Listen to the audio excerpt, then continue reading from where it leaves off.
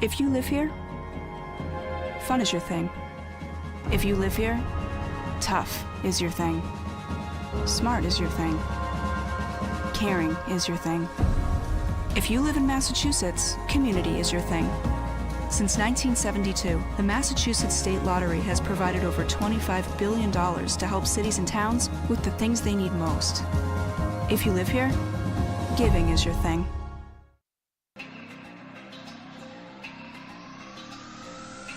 My family earns respect. My family clears bases. My family breaks records. My family wins MVPs.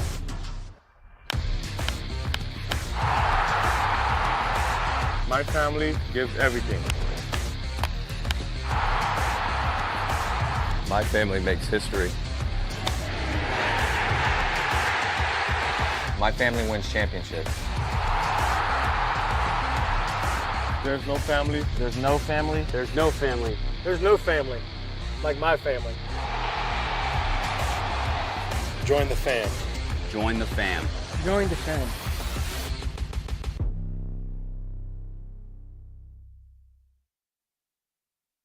When Alaska Airlines needed a partner for the complex operations of travel, they made the switch to T-Mobile. Our 5G has Alaska Airlines and their customers covered, from major hubs to remote destinations, with 5G coverage ready now for the demands of today and the future. T-Mobile's network powers Alaska Airlines as they deliver next-level care for all customers. 5G ready now. That's how unconventional thinking is better for business. Coke Zero is now Coke Zero Sugar, with great Coke taste. Some people were excited to hear the news, some were skeptical. So we're not gonna have the star of the show you're watching come out and say, "You'll love it." No special jingle written by this week's hottest pop star. No famous internet celebs who happen to be holding the label just so. Okay, maybe just one little pour shot. The only thing that will make you believe Coke Zero Sugar has great Coke taste is trying it yourself. Ice cold Coke Zero Sugar. Try one today.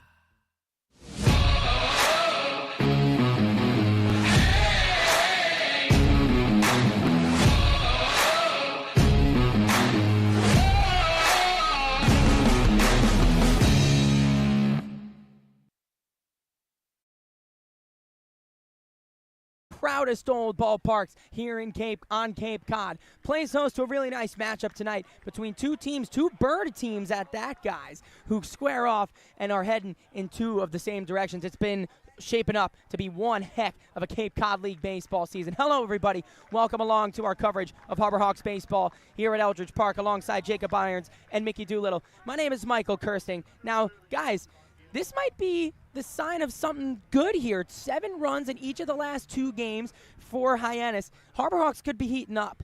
They could be, and I really expect them at this moment. They've started to come together, and they've come together as a team. When you look at those moments, they have done a great job of being able to respond as a team. That has been their biggest thing so far right now, is that team-wise and through the lineup, they have done a great job of working all together to be in a situation where you look at last night, an offensive game. That was one of the best games that they've had in the box. So really starting to come together as a true team. Yeah, and the fight that we've seen in this team is on display. It was on display last night with a big come-from-behind win. It was they came back from behind 2 or 3 times. Yeah. But also Harwich did at the same time. It was back and forth. They showed a ton of fight. Great job from Hyannis, and I think that's one of the biggest factors of this team is their fight. They have been able to stay in games, win close games. They're 5-1 in one-run games this year. This is a fun team to watch. Absolutely, and so is Orleans. They currently sit 3rd in the East Division, so an out-of-division game here for Hyannis. They come in, having seen Orleans all the way back on opening day. It's been that long since these two teams have met, and frankly, it looks to be a pretty similar lineup for Orleans. So how do you think these guys go out and attack Orleans? I think just, once again, you got to hold true. Like, you understand the situation you are in at this moment. I'm not all that worried. I think both these two teams are going on the upspin. Biggest thing is going to be limit runs here over the last couple games. We've started to see runs start to slip by our pitching staff a little bit. That would be the biggest thing, is limiting runs and just striking early if you're on the offense. Yeah, in attacking early. You say it every Yeah, game. I do. I think it's a good little piece of analysis. Keep on them. Get out to an early lead.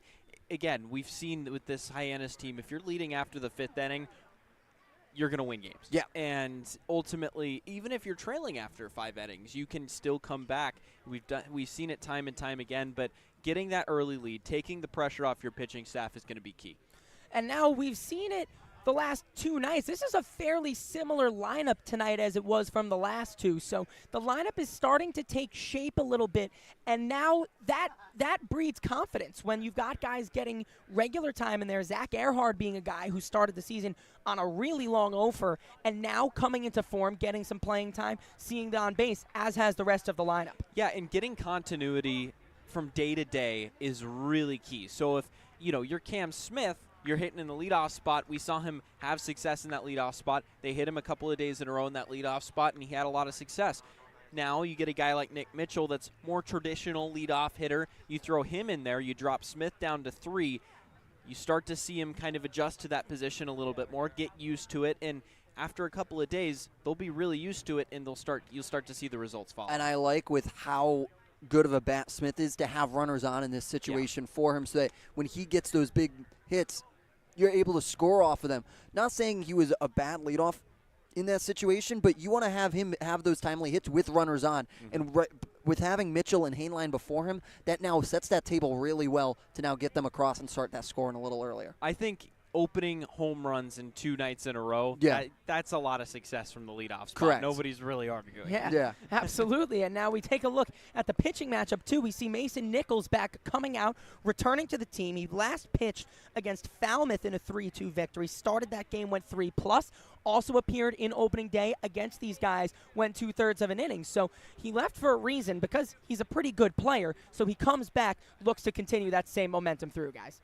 Yeah, went to USA, played the USA for the national team for the Collegiate Summer Ball, and then comes back and continues where he left off for the Summer Ball. Excited to see him come back out again. And once again, another dominant pitcher that you always like to see on the bump from Ole Miss. This is a guy that continues to be an impressive guy throughout the summer.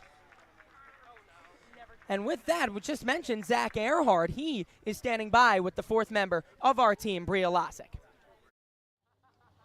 From Eldridge Park, I'm Bria Losick alongside Zach Earhart from Oklahoma State. Zach, you reached base 4 times last night. How have you been seeing the ball lately?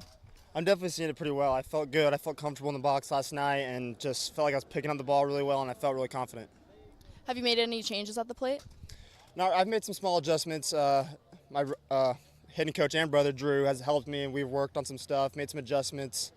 And, I mean, I feel like I've been seeing the ball pretty well, but I had to make some slight swing adjustments, and I felt a lot better about them for sure. Is it hard taking, some advice from your brother, or is it fun working with him? A little bit of both. Sometimes it definitely can be a little different, a little bit of a pain, but at the same time, I know he's really good at what he does. Drew knows the game as good as anyone that I know, and it's definitely, it's good. It's great. All of your family's up here now. What does that mean to have them here? It definitely means a lot. I've always been so close to my family back home. They've always supported me. They've always watched over me. They've always been there for me through all of it, and especially at a time like this when I was kind of struggling at first, and for them to show up and me to have a good game like I did, it's pretty special. You had a lot of other people show up. Some random fans decided to latch onto you as, their favorite player. How did that come about? Well, and when I was out in right field at Chatham, they were just out there talking to me and just rooting me on, and they were a lot of fun. So I started having fun with them, and they just loved it. And it was a lot of fun. So we just kept going back and forth, and then they followed me back to Hyannis, and they were awesome the whole time. They were great. All right, thank you so much, Zach. Yep. From Eldridge Park, I'm Bria Losick, Harbor Hawks Baseball Network. A brilliant idea starts at the source. Through innovative design, we're taking steps to create a better future. Now, the pure fresh taste of Dasani comes in a redesigned bottle, up to 30% made from plants, and as always, it's 100% recyclable. Plant bottle, designed to make a difference. This BBB seal is a badge of honor. It's a sign that this is a business you can trust.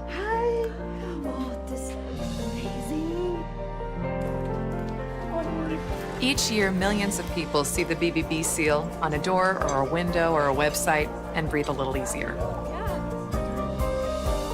See the seal and know you've made the right choice. Find a business you can trust. Ask BBB.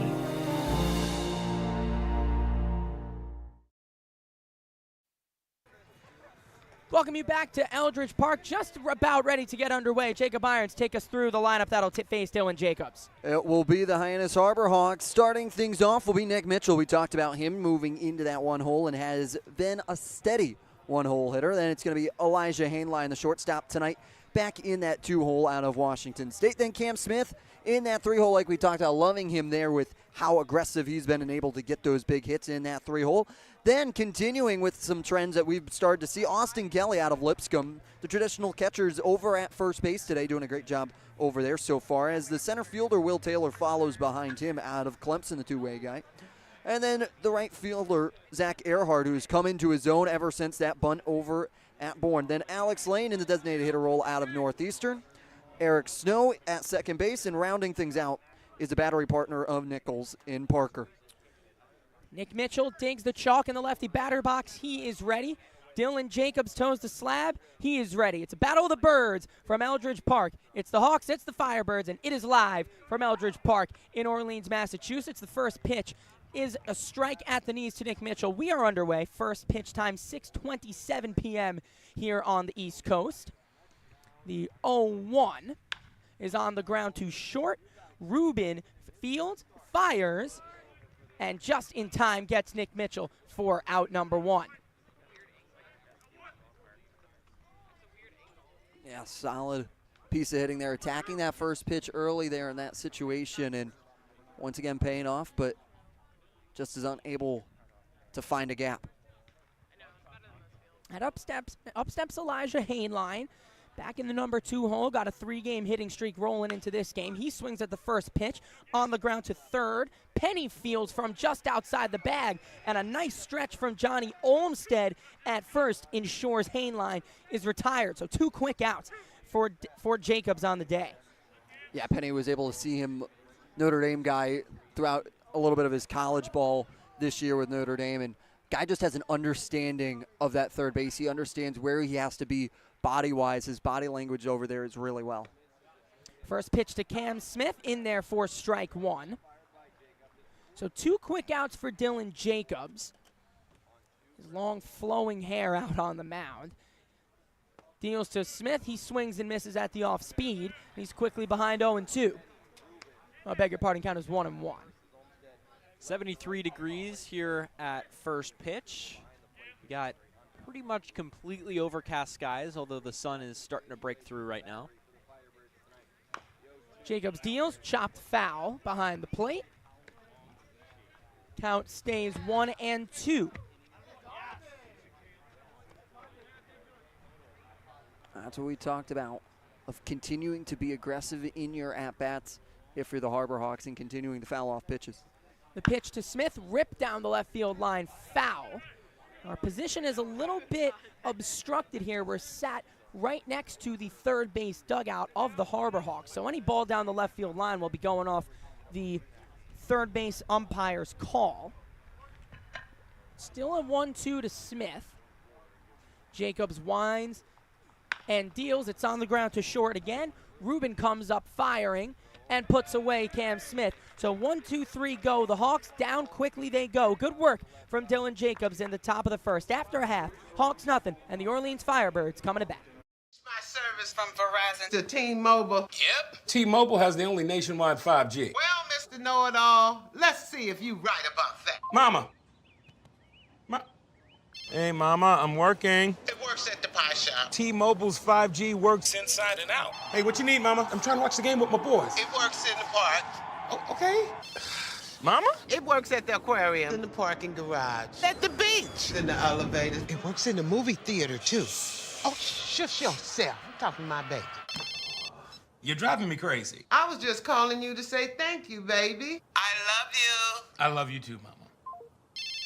Yes, Mama. It works in the kitchen. Hell, Mama. Mama? 5G, it works in the club. Who are you in a club with? All about it. Hell, Mama. Quick work from Dylan Jacobs in the top of the first retires the Hawks in order. Mason Nichols back out on the mound returning for the Harbor Hawks, and this will be the Orleans lineup to face a Mickey Doolittle. James Oyama, the UC Irvine product, is 5 for 9 in his last 2 games. He plays second base and leads off for Orleans. Johnny Olmstead hits second from USC, had a walk-off single last night and plays first base tonight. Jack Penny hitting .263 on the year, playing third base from Notre Dame, hits third.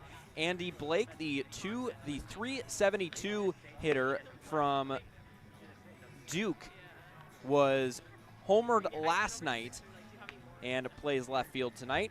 Matt Holback, the .292 hitter, plays designated hitter from UC San Diego. Fenwick Trimble, the right fielder from James Madison University, hits 6. Eddie King Jr. pinch hit single last night and scored a run against Hyannis last time out.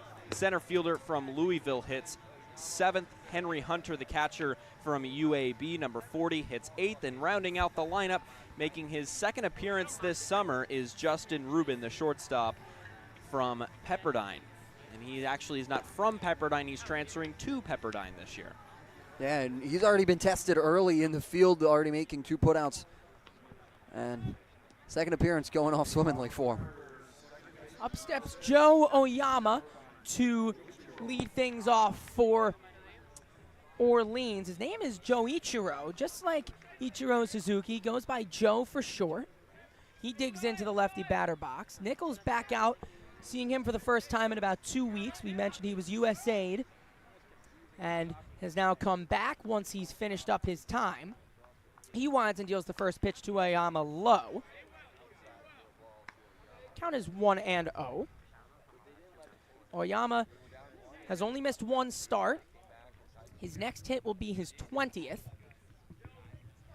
Traditional leadoff hitter as the 1-0 is low. 2-0 the count, hitting .365 on the season.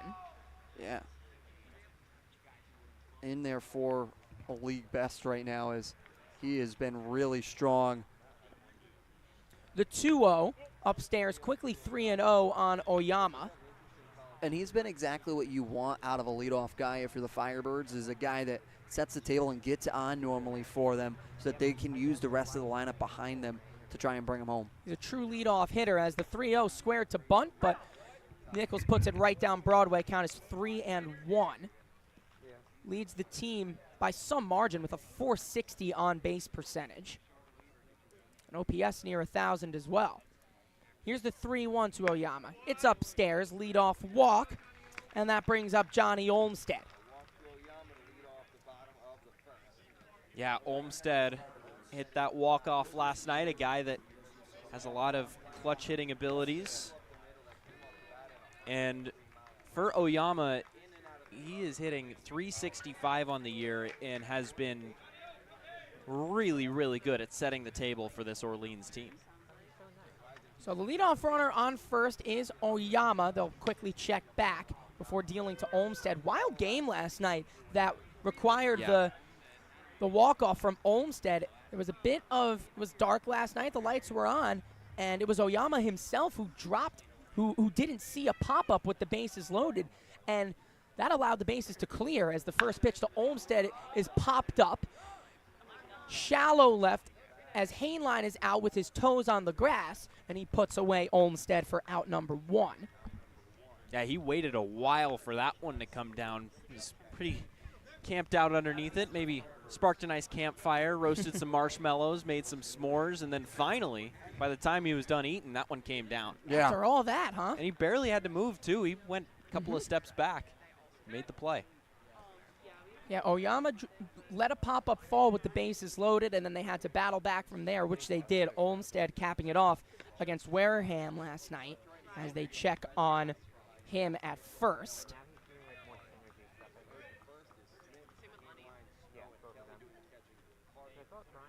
Jack Penny stands in. He's a left-handed hitter. Here is the first pitch. Long set from Nichols. Still sets and deals. On the ground to first. Let's see if they can turn 2. Kelly for 1. On to first from Hainline. It's just high. Nichols was doing the covering. So Penny reaches on the fielder's choice. They get the force at second. and there are 2 away for Andy Blake. Good job by Kelly there, like we talked about. Not the traditional first baseman, understanding that he's got enough time because of how quickly he fielded it, that he can turn it over to Hainline. And a great job then by Nichols to come over and cover first base bag, understanding that Kelly wouldn't be there in time. But that throw just pulling Nichols off the bag a little bit. So 2 away for Blake. He's a right-handed hitter, stands tall in that righty batter box, and for the 3rd straight batter, before throwing a pitch, they'll give a check at first. Blake hitting .327 on the year.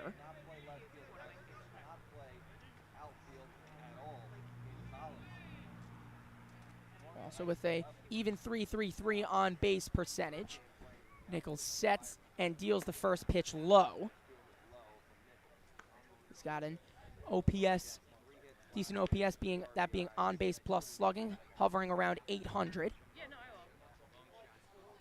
So you're a good contact hitter. Doesn't hit for much power, but hits to get on base.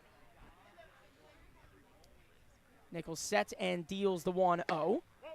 Inside, count 2-0 on Blake, the left fielder today. Yeah, tried to drop in a breaking ball there.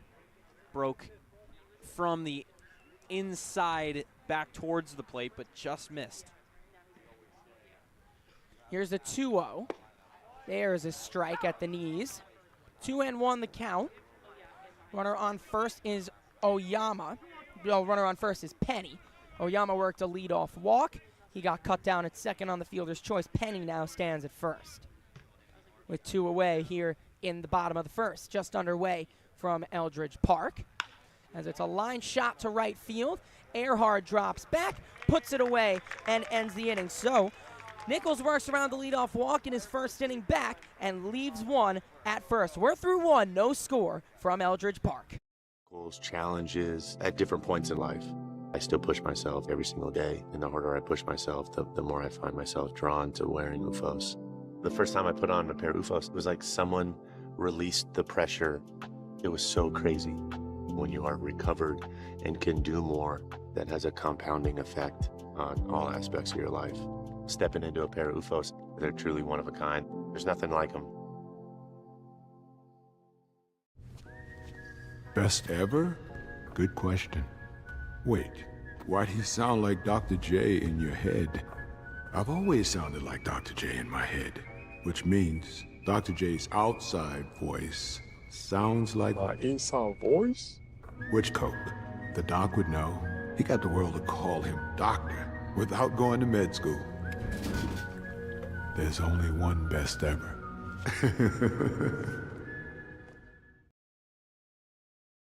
Let's go to the top of the second here from Eldridge Park. Mickey Doolittle just had a really fun little thing that's why I love baseball. Last night was a 7-6 game. It took us until the 7th inning to have a scoreless inning from top to bottom. And, well, just after 2 half innings, we've got one here today. Yeah, when you talk about it, that's the beauty of baseball, that it can change ultimately. Is like every game is new. That's why you play over 40 games in a summer, because I haven't found a game yet that emulate each other. Every game is new. Every game is a blank canvas that's ready to be painted. It'll be 4-5-6, Kelly, Taylor, Earhart. The top of the second. First pitch fouled into the screen. And yeah, I mean, that's baseball right there. It's what you love seeing. Different kinds of games every single night. As here is the 0-1 to Kelly. It's low. Count 1-1. Dylan Jacobs on the hill. 3-pitch guy. Fastball, curveball, slider. Split his time between starting and relieving for Stetson this season. Here's the 1-1. It's a line drive into left center, and it drops. So a leadoff single for Kelly. Takes a wide turnaround first and gives his first base coach, Drew Earhart, a good pound of the fist. He's really been hitting the ball a lot better. And that is big if Hyannis can get a lefty that's hitting righties really well into this lineup. And that is exactly what Austin Kelly has been so far. Yeah, couldn't echo it better. And that's why he's in that cleanup spot, is he's been able to get on base over these last couple games so well. while he might have the 166 batting average coming in today, that could all get. First pitch is bunted by Taylor.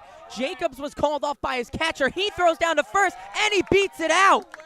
A bunt single for Will Taylor as Hunter's throw. They couldn't decide, Hunter and Jacobs, who was going to get it just at first, and that slight beat causes Will Taylor, with his speed, to reach first. So first and second, and nobody out. That brings up Zach Earhart, also seeing the ball a lot better. And that's manufacturing there. Yeah. That's what you like to see out of this team, understanding that tonight they're going to maybe need to manufacture a couple runs.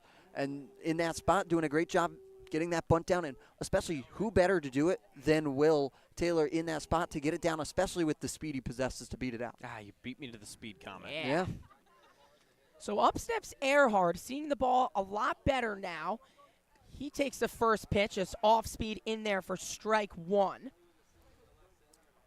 3 walks and a single last night. Went 1 for 2 with the 3 walks, of course, going down as plate appearances. He's got runners on the first 2 runners of the inning on. Now he squares to bunt, and he lays down a really nice one, but it's trickled just foul. Count is now 1-1 on the Oklahoma State Cowboy. Why not? Yeah. In Why that not is situation, why not toss out another bunt? You saw it work really well last time, and I like that I like that, especially with Earhart's speed and everyone's speed on the bases. Right now, with you have Kelly and then you have Taylor, you lay down a bunt, you're in really strong positioning. If it ain't broke, don't fix it. Yeah. And that's the mentality that Coach Eric Beatty has brought to this team. Of course, thinking about where they were, where the Harbor Hawks organization was just in 2021, only winning, 8 games, 9 games that year, to 21 last year. The 1-1 is low to Earhart. Part of a huge organizational turnover. From front office all the way down to manager, big turnaround. A walk and a single in each of his last 3 games coming into today for Earhart. He takes it outside. Not only fresh new faces, but also young new faces. The general manager, Nick Johnson, younger guy. Coach Eric Beatty, also a younger guy. Yeah, those younger guys click with the players better. That's what the ideology is, especially Beatty, too, with his pitchers. As here's the 2-1 to Earhart. It's low. So 3-1 the count on Zach Earhart. First 2 batters have reached here in the top of the second. A clean single from Kelly and a bunt single from Taylor. Count leverage here for Earhart. Jacobs sets and deals. It's a fly ball to left field and deep.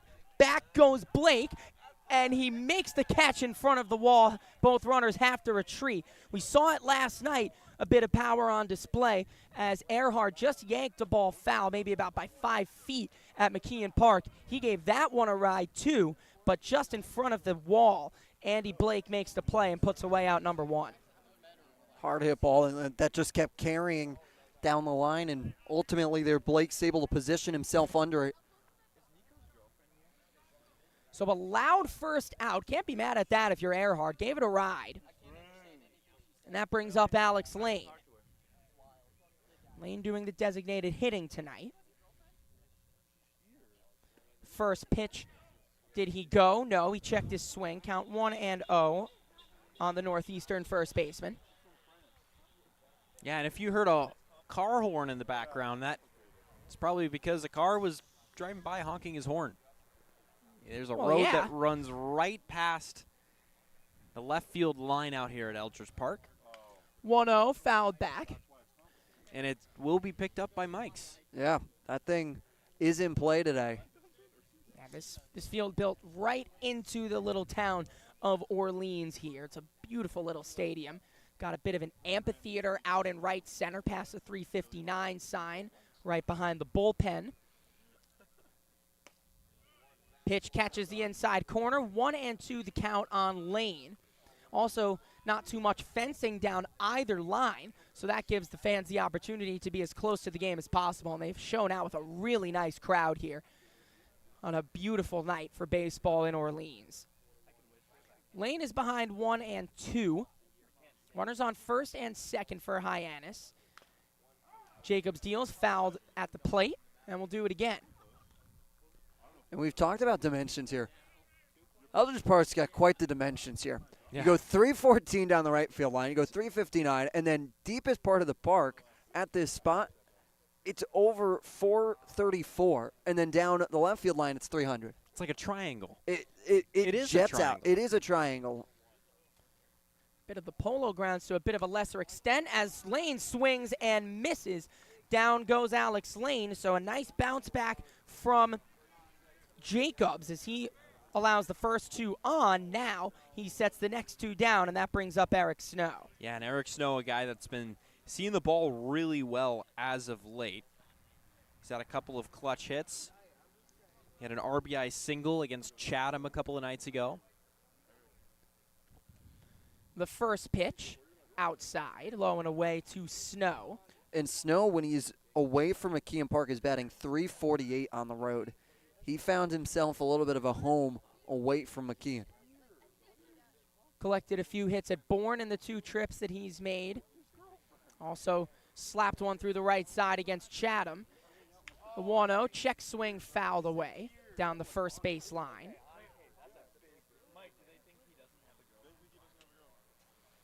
And Snow brought in one of 2 runs in the 3rd inning against Chatham before that game was cut short by the fog.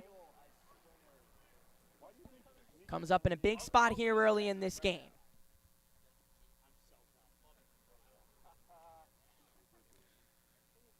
Jacobs deals, swung on and missed. Count is 1-2 now on Snow.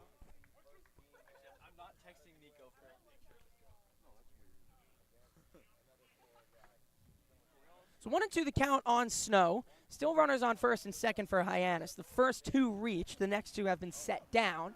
Here's the 1-2. It's a fly ball down the left field line and hooking foul. And we'll do it again. He destroyed that ball down the left field line. It was one of those situations where it went into the trees down there beyond the left field fence, but unfortunately it was about 30 to 40 feet foul. And you mentioned the Earhart foul ball just a couple of minutes ago. Earhart hooked his by maybe 2 feet. So not quite the same play, but still hit a ton. Hit double digits home runs with South Florida in his freshman year, did Snow. Now here's the 1-2 again. Upstairs with the off speed. Jacobs thought he had it, but just high. Now deuces wild for Eric Snow. Tough take as well. 2 balls, 2 strikes, 2 outs, 2 on here in the top of the second. Deuce is plenty wild here from Eldridge Park early on. Jacobs sets and deals, swung on and missed as he gets out of a big jam. First 2 reach, but the next 3 set down, as including Lane and Snow, via the strikeout. And before we send it to break, let's send it to the 4th member of our team, Bria Losick. Well, thank you so much, Michael.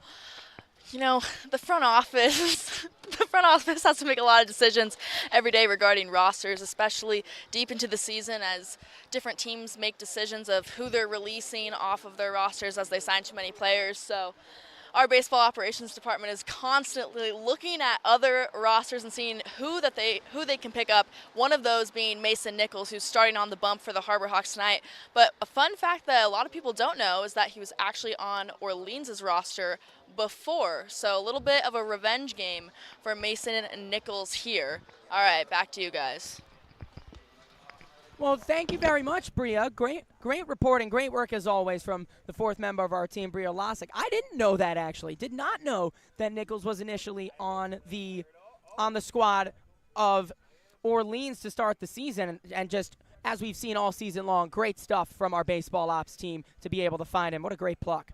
Yeah, and a huge thing for success within this league is being able to evaluate talent within any league, being able to evaluate and develop talent. And that is exactly what this baseball ops department has been doing for the last couple of years. You mentioned Mitch Jebb last night.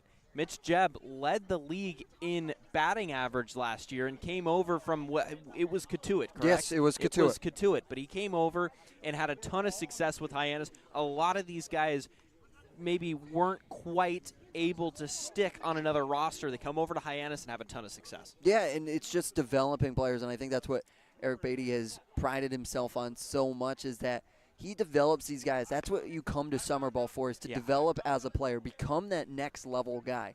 Be that guy that scouts are talking about in those behind home plate, and that's what summer ball does, and especially that's what Cape Cod does for you, is that you're able to develop in front of the biggest and brightest.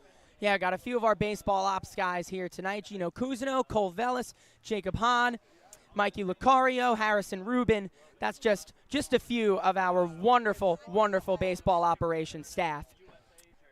As the first pitch misses from Nichols.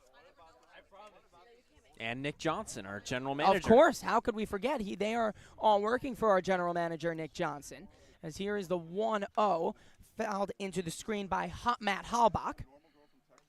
And that's what and I always like to say working for Hyannis is one of the best and brightest if you want to go into baseball operations, because it's almost like a true front office in this sense that it's not the coaches scouting players, it's the general managers and the baseball operations teams doing the scouting themselves throughout the offseason. Pitches upstairs. Go ahead, Mick, yeah. And a lot of times you see that create a little bit of tension between coaches and front office. That's never the case. No. You always see general manager Nick Johnson down there talking with Coach Eric Beatty after games and unpacking what happened. The pitch swung on and missed. And how great is that if you're a player, seeing the guy who wanted to bring you in about as close to the field as possible and cheering you on as if he was as if he was a fan.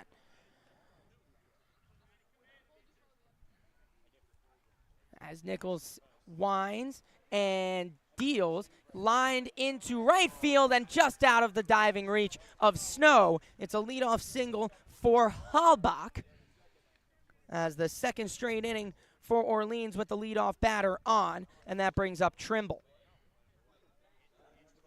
Yeah, you get him on there in that situation in Halbach and do that.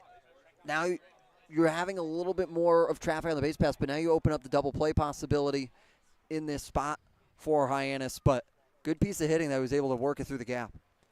First pitch squares to bunt. It's way high, and Parker needed all the bit of his frame to get up there, and he did.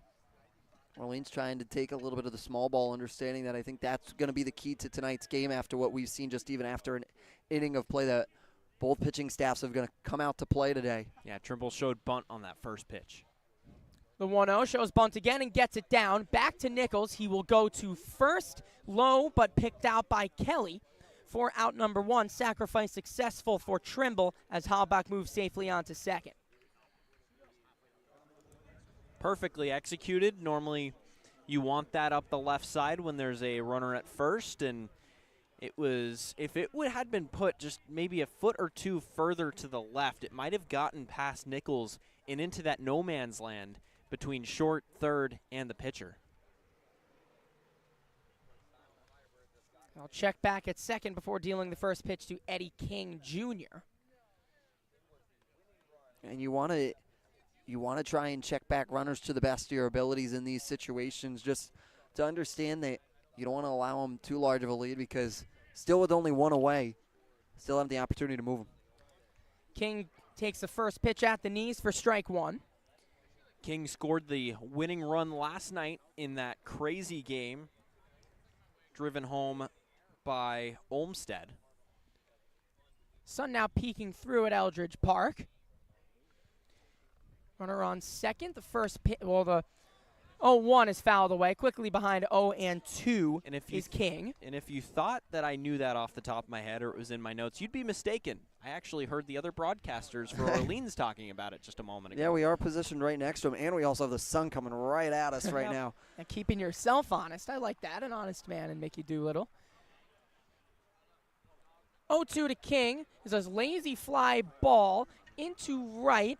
Earhart moves in and puts it away. Staying at second is Halbach, and there are two away. I think Halbach read the scouting report on Earhart and how strong of an arm he has out in right field in those situations where he's a good arm, and that you do not want to be in those situations tagging up against him, because he can gun people down. Yeah, on that scouting report, it might be in big, bold, highlighted lettering.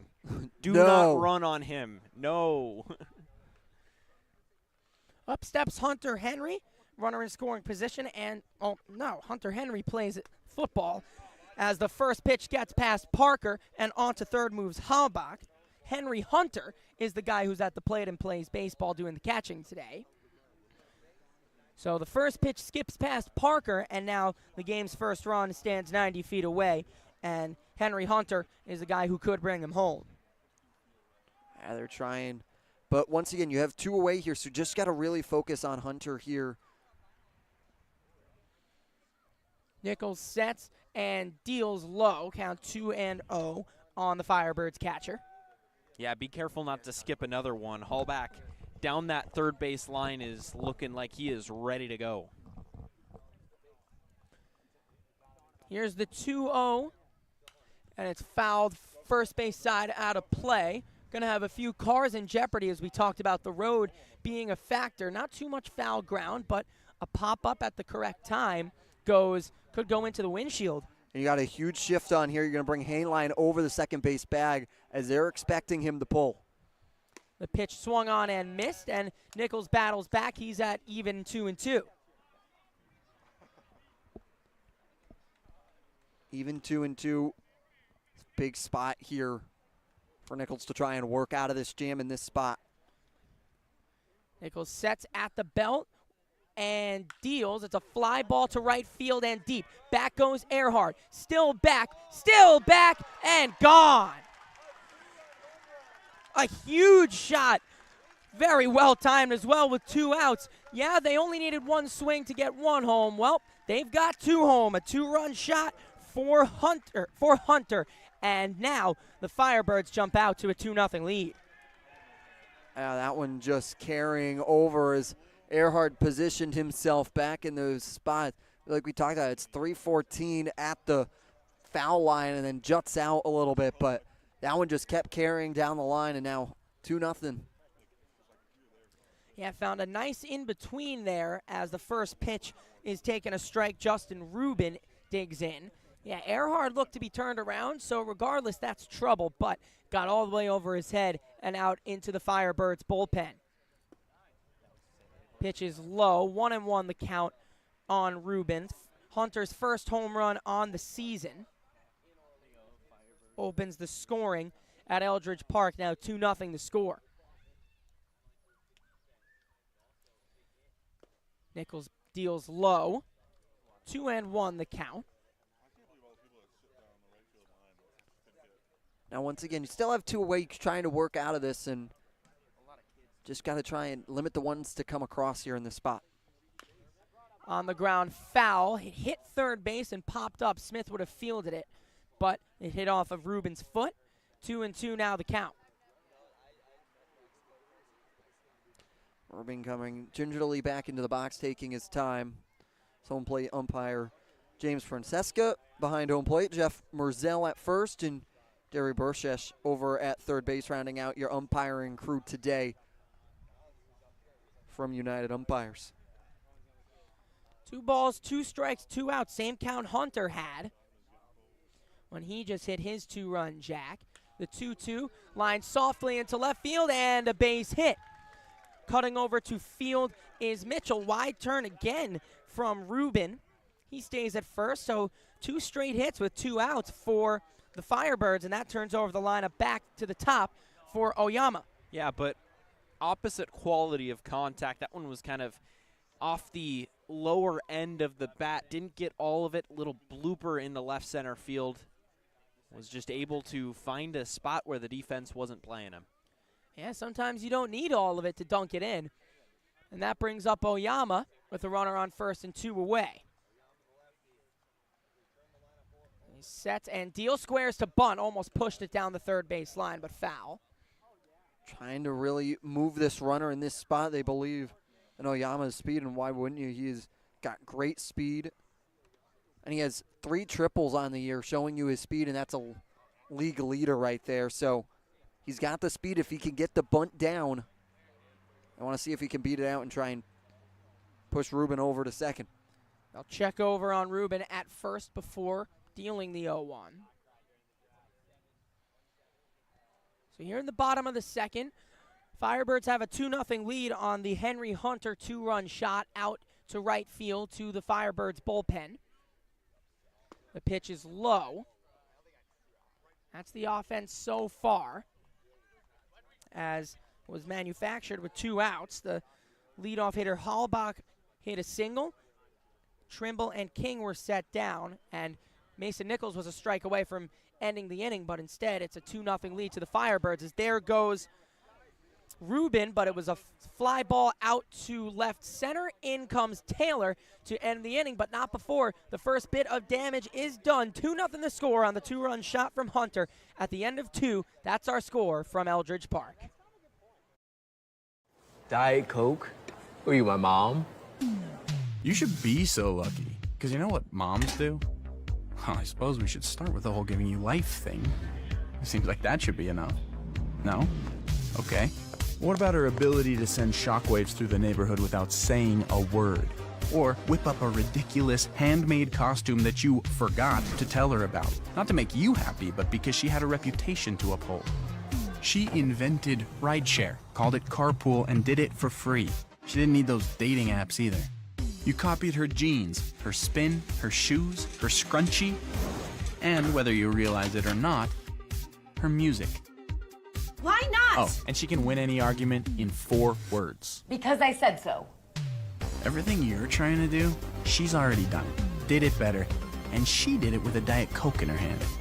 So, drink what your mama gave you.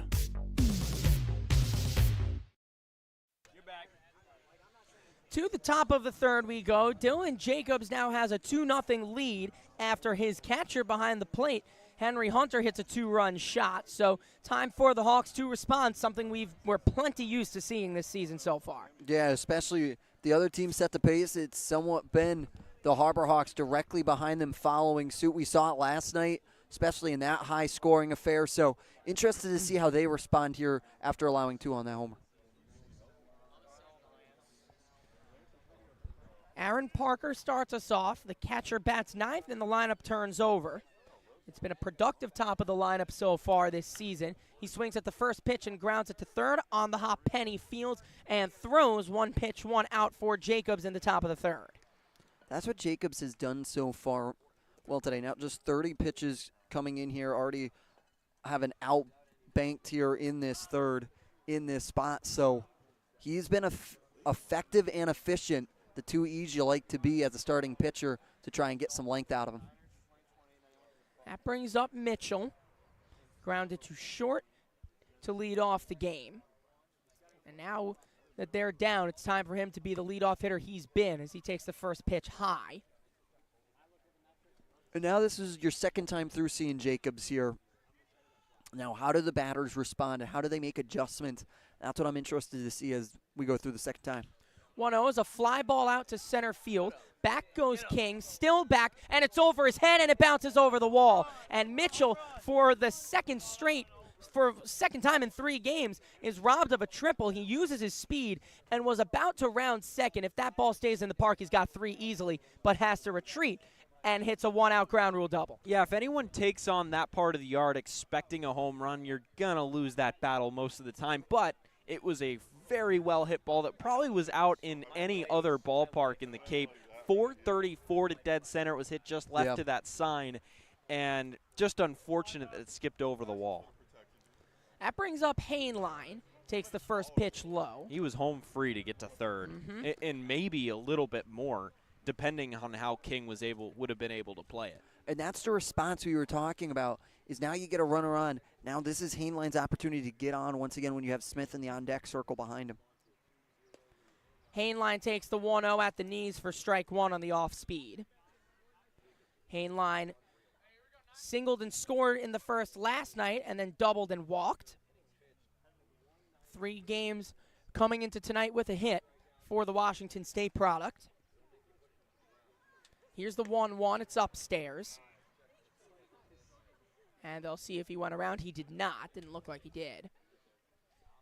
James Merzell making that call. Yeah, that ball really carried out to center field. Not quite to dead center, that 434, but that's well over 400 feet if it's taken a bounce right off the warning track out in slightly left of center field. Yeah, that's maybe 40 feet over the wall at McKeon Park.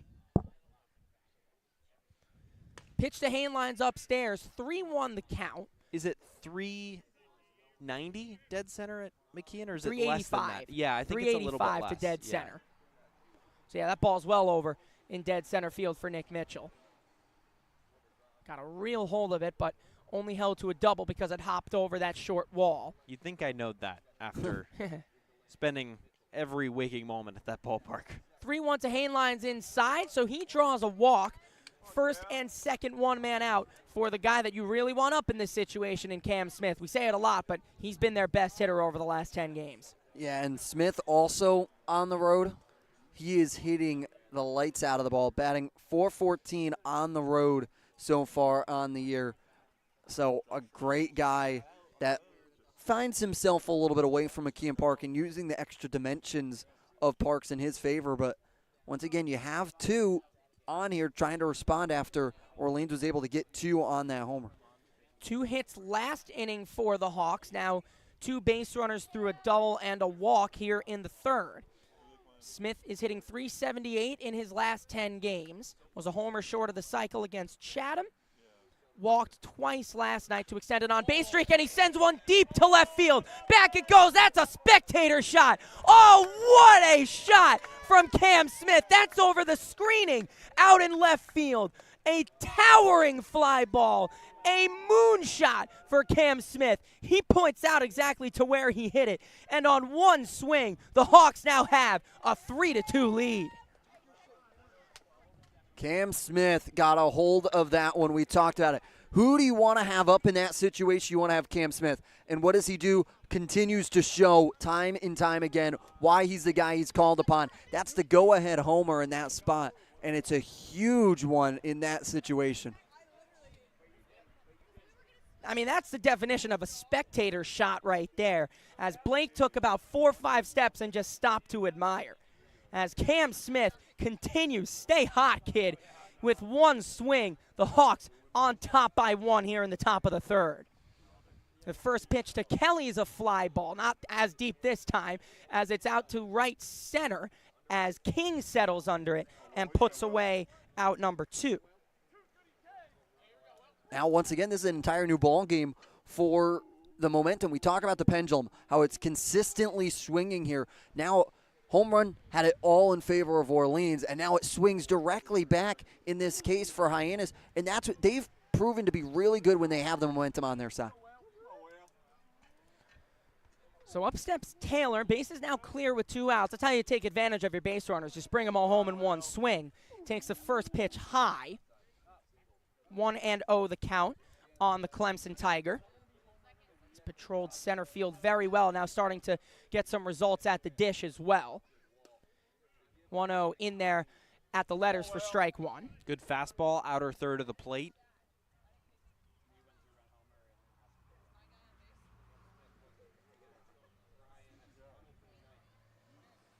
Taylor waves and misses at the off speed. 1-2 the count now. He come right back with a breaking ball in the same spot.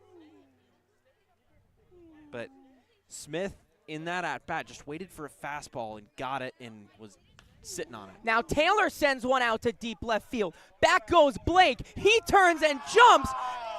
And that one is gone. The Harbor Hawks, the Powers bringing the power surge to Eldridge Park. 2 home runs in the inning. And Will Taylor gives Hyannis a 4-2 lead. We were talking about it. Offense had come into its own over the past 2 games, and it's just showing here at Eldridge Park again. They even put a bunt down early. They didn't know if it was going to be the power, but hold on, let's flip the Blaker. It comes on, and that surge came, and it came quickly here as Jacobs has already let up 2 here in this top of the third. What a response from Hyannis to be able to just get it done on each little swing, as now 2 home runs and 3 batters as Earhart takes the first pitch outside. A 3-run shot for Smith. 2 batters later, Will Taylor sends one out to deep left field of his own. Gets his first home run of the summer. Big one there. Earhart swings and tips it into the screen. 8th and 9th home runs of the year for the Harbor Hawks. They ranked, coming into the week, bottom of the league in power numbers, and the surge may be on right now. The pitch to Earhart, way upstairs. Count 2-1 on the right fielder. Hawks came into this inning trailing 2-0, but they come back with 2 huge home runs as the pitch to Earhart tapped into the screen again. 2-2 the count. A 3-run missile from Cam Smith to bring home Mitchell and Hainline, and 2 batters after him. Will Taylor sends one out down the left field line of his own just in front of the scoreboard. Hyannis holds a 4-2 lead and searching for more with 2 outs. Here's the 2-2 to Earhart. It's bounced in the dirt and the count runs full. Earhart working another quality AB. While he was on that 0 for streak earlier this summer, it was not for a lack of quality ABs. He continued to work himself and try and work the pitcher every night to try and work up their pitch counts. Here's the payoff. It's low and a good at-bat again. Earhart's seeing the ball a lot better. Talked about in his last few games how he's had a walk and a single. Well, he's halfway there to doing it 4 games in a row as he draws a 2-out walk. Now it doesn't get any easier as you're going to bring up the 8th batter here of this top of the 3rd, and Alex Lane, the designated hitter. Earhart stands off first with 2 away, and Lane now digs into the box. Lane standing a big, tall 6'5", and he wouldn't be one to miss out on a home run as he takes the first pitch wide. Yeah, Lane, a guy that can hit the ball very, very hard. He's been one of the top Harbor Hawks in exit velocity this year. 1-0 to Lane, was clear what he was doing with that swing. He hacked and missed. 1-1 the count, trying to send it to Cam Smith land out in left center. The 1-1 is low. 2-1 the count. Sometimes you see those kinds of lower strikes called on taller guys. But not that one on Lane. He's ahead in the count, 2-1. Earhart leads off at first. He drew a 2-out walk. Eric Snow awaits on deck. And a delayed steal, but a really big jump from Earhart. He comes into second, not even contested. And Jacobs couldn't move out of his set. Before he even pitched, Earhart was halfway down to second. He didn't even need to. He could have just jogged on down. Yeah, that almost looks like a delayed steal when, in fact, it's an advanced steal. It's an anticipatory steal. Yeah. He's anticipating the windup starting. He's getting a little shuffle before he even starts his windup. Timed it perfectly. The pitch to Lane is low. So now a line drive out into the outfield probably scores a run. Would be the 5th of the inning for Hyannis.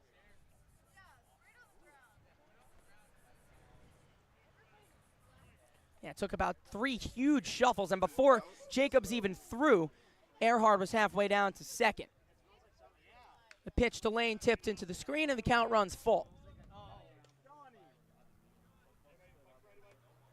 Yeah, and on that pitch, Lane took a high fastball, which is ideally, as a catcher, a ball that you perfectly want. You want to throw down to second on a high fastball. It'll get to the plate quickly, and it'll set you up quickly, but it's just too good of a jump from Earhart.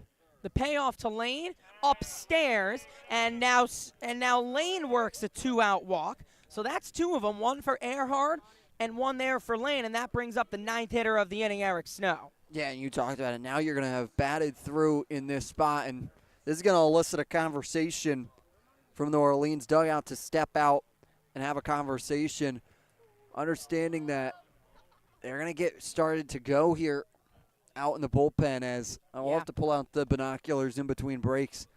But this is a spot where you don't want to let this one start slipping away from you, understanding that here with 2 on, there's still 2 outs, but now it's starting to feel like that pendulum has fully swung Hyannis, and they've grabbed onto it, and they're not letting go of it. Yeah, they're double barreling out in the Orleans bullpen. Chase Huntgate being one of those. Can't quite see the other one. Yeah, Jim Lawler, the pitching coach. Yeah, is out.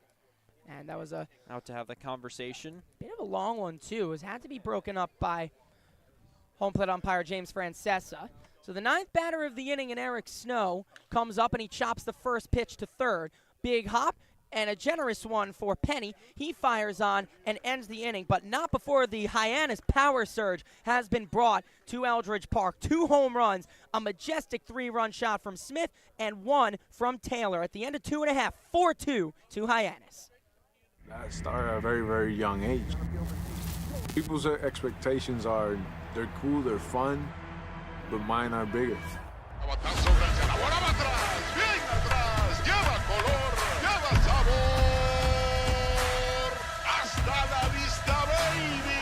When you play in New York, they want to see winners. It doesn't matter if it's a Monday or a Friday or a Saturday. You got to come with it, or those fans will let you know. Pick one thing from me, pick one other thing from another player, make it your own, you turn to who you want to be. What motivates me is the unknown. You know, how good can I be? You get away from the lights, you get away from the camera.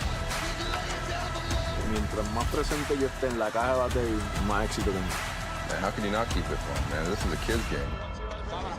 If you could go back and tell 10-year-old Francisco one thing, what would it be? You're a bad mother. We've been talking about responses all year long, guys. 1 punch, down go the Harbor Hawks, 2-0 in the bottom of the second. Well, top of the third comes, if you can do it, I can do it better. 1 home run for Orleans, 2 for the Harbor Hawks last inning. Yeah, and we've talked about the adjustment to wood bats all year and how long it takes for the power numbers to really kick into effect out here on the Cape, because you're adjusting from that metal bat to a wood bat. The wood bat, the sweet spot is smaller. Metal bat, the ball's going to jump off a little bit more. You're going to get more exit velocity. Hyannis hasn't really figured out the power numbers quite yet, and today, after not homering yesterday in scoring, and they scored, weren't like they weren't seeing the ball well. They scored 7 runs. They come out today, they hit a couple of homers, 2 in 1 inning, and look at them now. Yeah, they have continued to impress in the box. They've been aggressive. Here's the first pitch to Johnny Olmstead from Nichols. It's popped up, foul ground behind the plate. Parker with his mask off.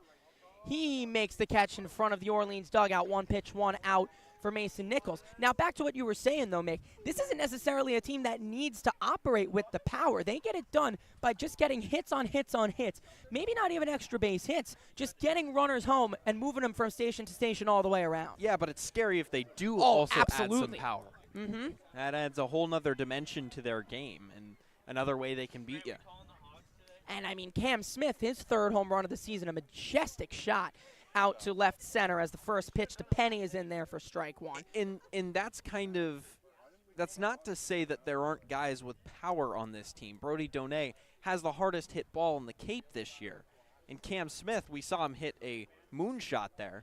1-0-1 is low, 1-1 the count. But just generally, this lineup hits for a little bit more contact than power so far. And that might have just changed today. The pitch to Penny is low. Yeah, there's nothing wrong with hitting for contact. This is how that team operates. Some teams, my New York Yankees, all they operate on is power. Nothing wrong with that. Well, look at Katuitt right now. Right. Top of the standings right now, highest batting average in the league. Yes, they're towards the middle in home runs, but 3-1 now the count on Penny as the 2-1's upstairs. But they've operated off stolen bases, manufacturing runs, and getting hits. And they look about as professional as anybody while doing it. Yeah, they have the contact-driven mentality, that new wave. 3-1 caught the inside corner. Penny doesn't agree. Count runs full. I love how people start calling it the new wave of contact hitting and on base. That's always how it's been for a long time. And then we got to the numbers and the analytics started to push you more to the power. But then all of a sudden the analytics are now telling you to come back and go back to contact. Payoff is upstairs, so Penny works a walk. And that brings up Blake. And I think a lot of that narrative is driven by the highest level and what the analytics are saying at the highest level. And you have to take into account bigger bases. Yeah. Bigger bases. Base runners are more valuable. If you can stolen bases are on the rise right now in the major leagues. And in the minor leagues, they've been on the rise because those bigger bases were there last year. That's what you love about minor league baseball is that it can tell you where the game is shifting. And right now, contact is where it is. First pitch to Blake had him way out in front. He took it and got strike 1. And abolishing the shift. And yeah, that allows for so much more contact. Those lefties who really, really pull, we're seeing the average come up a lot more. So just getting on base however you can do it. As here is the pitch. It's on the ground, deep to short, and through for a base hit out past the outstretched arms of Hainline. So 2 on, and 1 out for Halbach. And going back to our conversation, old Orioles manager Earl Weaver, fundamentals, something else, and the 3-run home run is what wins you baseball games. And you'll see Parker come out here to talk with Nichols in this spot to have a conversation, to be adjusting. We could talk about the battery team is calling their pitches their own. There's no help from the dugout, unlike some teams here on the Cape. This is all them. They are making it themselves, and they're making those calls. And you even saw Brody Donate last night in the Hawk Talk admit to it. Pitching fundamentals in a 3-run homer is how you win a baseball game, according to Earl Weaver, as the pitch to Halbach is swung on and missed. Well, right now, they've got a few of those things going for themselves, too, the Harbor Hawks. As Cam Smith's 3-run shot gave the Harbor Hawks a 3-2 lead last inning, eventually stretched to 4. Pitches outside, 1-1 on the count on Halbach. Yeah, they're trying to see how far they can outstretch that zone here. It's still early in this contest, trying to figure out the zone of James Franfesco. Nichols sets and deals, got the outside corner. Count is 1-2. Would be a big out if he can get it. He's got a sizable hole on that right side of the infield with the second baseman Snow holding on the base runner at second. That's Penny. Nichols sets and deals. Good pitch. He went high with the fastball and missed. Not a bad miss, though, from Mason Nichols. I'm trying to see if he would go up 4 and try and grab it and use the eyes as that test there.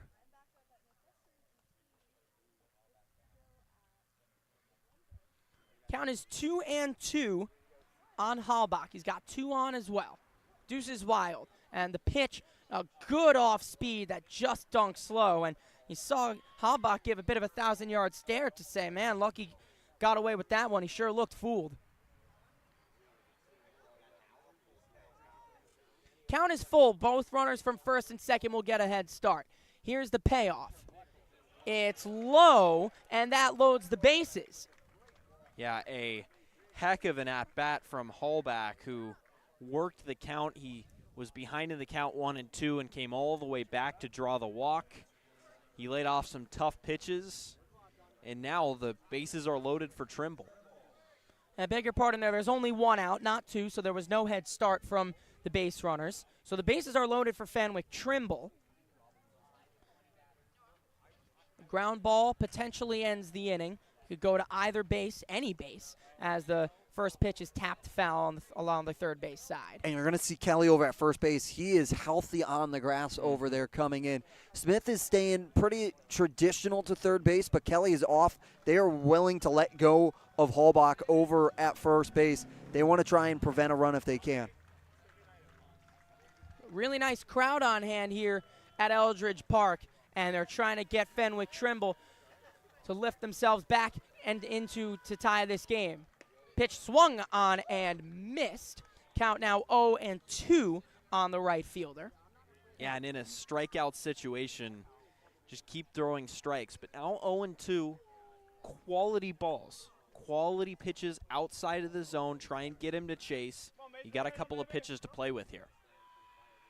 The 0-2 upstairs and fouled away.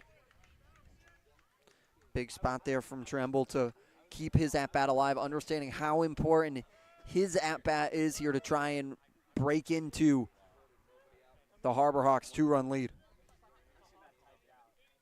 2 homers and 6 RBIs on the season for Trimble out of James Madison. The 0-2 right down the middle, and it was yanked foul, well foul, but down the left field line as Trimble was only just out in front on that.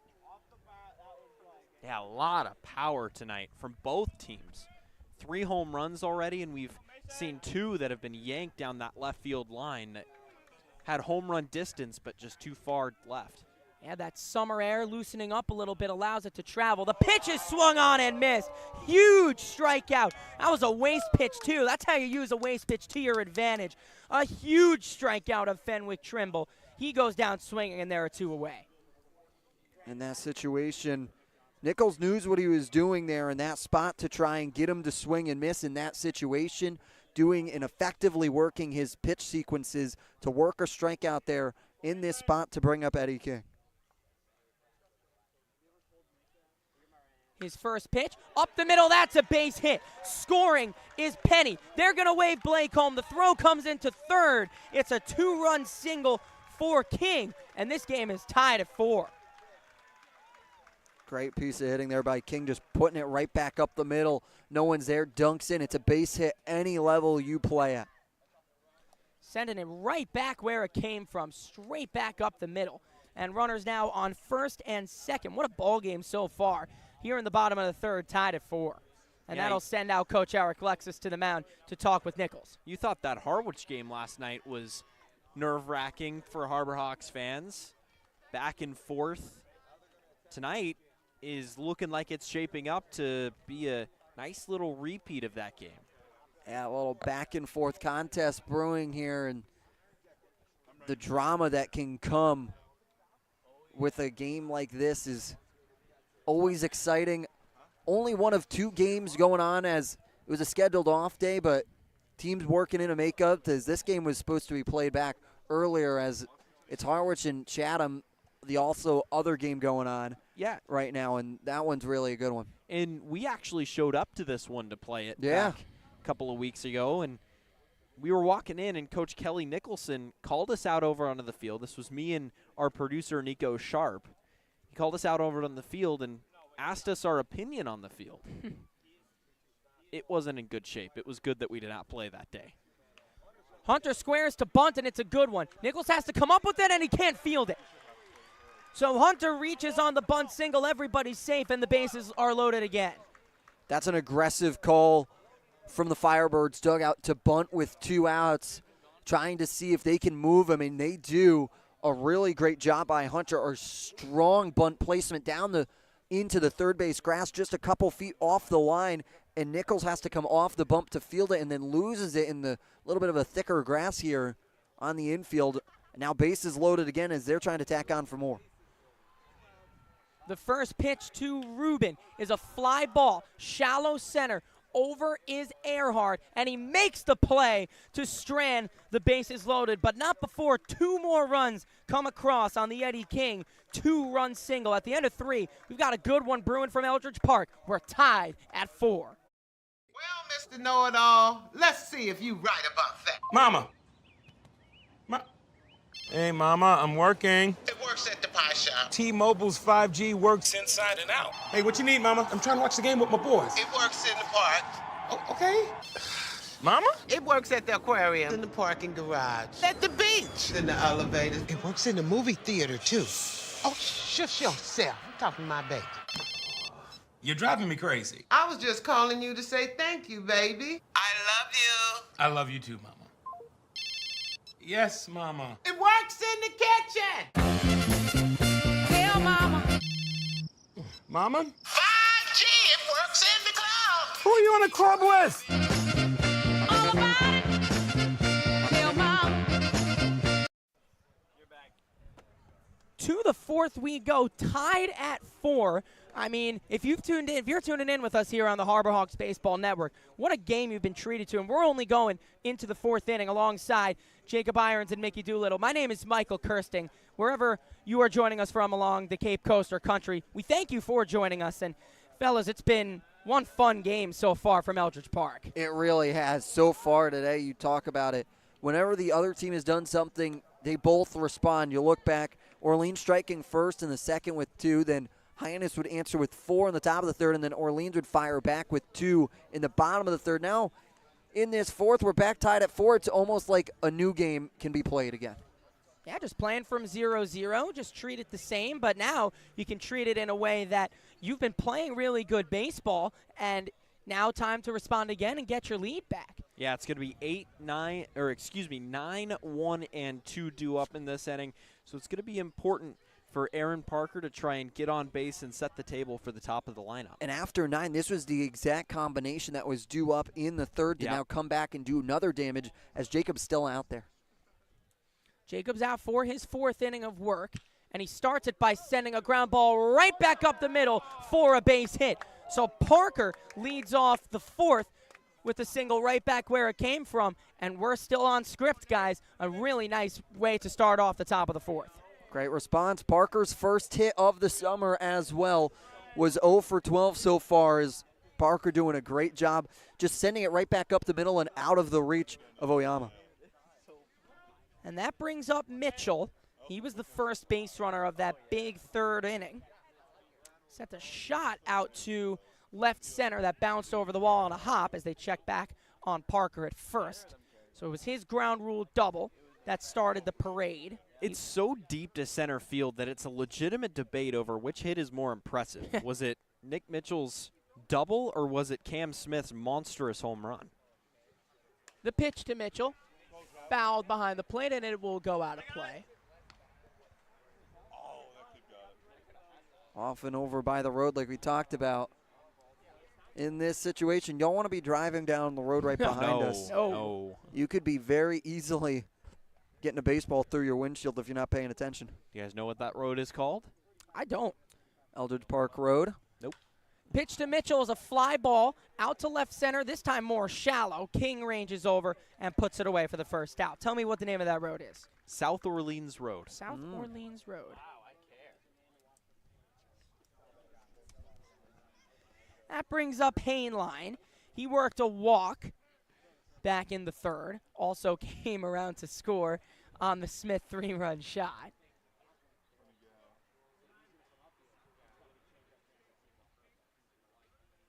Pitch number 60 coming on the day for Jacobs.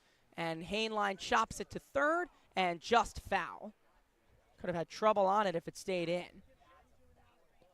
Chance to go around the horn with the double play. Sorry, Jacob. No, you're good. In that spot, like, Haynline's just trying to work it down that line, understanding if he can get it down that line and get it over the head of Penny, that's going to be really huge if possible.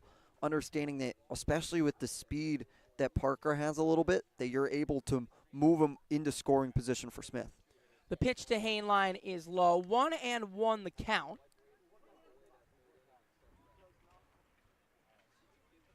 Riding a 5-game on-base streak, has now stretched it to 6 with the walk into today. He takes the pitch in there. Count now 1-2 on the Washington State infielder in the transfer portal. Could imagine he's getting some calls from some really big programs after his freshman year that he had. Runner on first is Parker. The 1-2 is in the dirt and blocked by Hunter as Parker stays put. Now in this spot, once again, Heinlein doing a great job to battle back himself into these counts and understanding how important it is to try and work a pitcher like Jacobs to try and maybe get to a new arm out of the bullpen. Got a few guys ready out there as the pitch to Heinlein is chopped to 3rd. This one stays fair. Only play is to 1st, and it's made by Penny firing across his body as Mitchell moves up to 2nd. Parker, beg your pardon, moves up to 2nd, and there are 2 away. That brings up Smith. Yeah, and that's not an unproductive out because you push a runner into scoring position for one of, if not your best hitter in this lineup. Yeah, Smith destroyed a pitch over that left field wall in the 3rd for 3 of the 4 runs, and that's going to bring out Kelly Nicholson, and that might end Dylan Jacobs' day. We'll take a look for the sign as Nicholson, he peered out to the bullpen, and he will take the ball from Dylan Jacobs, and he calls on the first reliever of the day with the dangerous Cam Smith due up. We'll tell you about who that is on the other side right after this.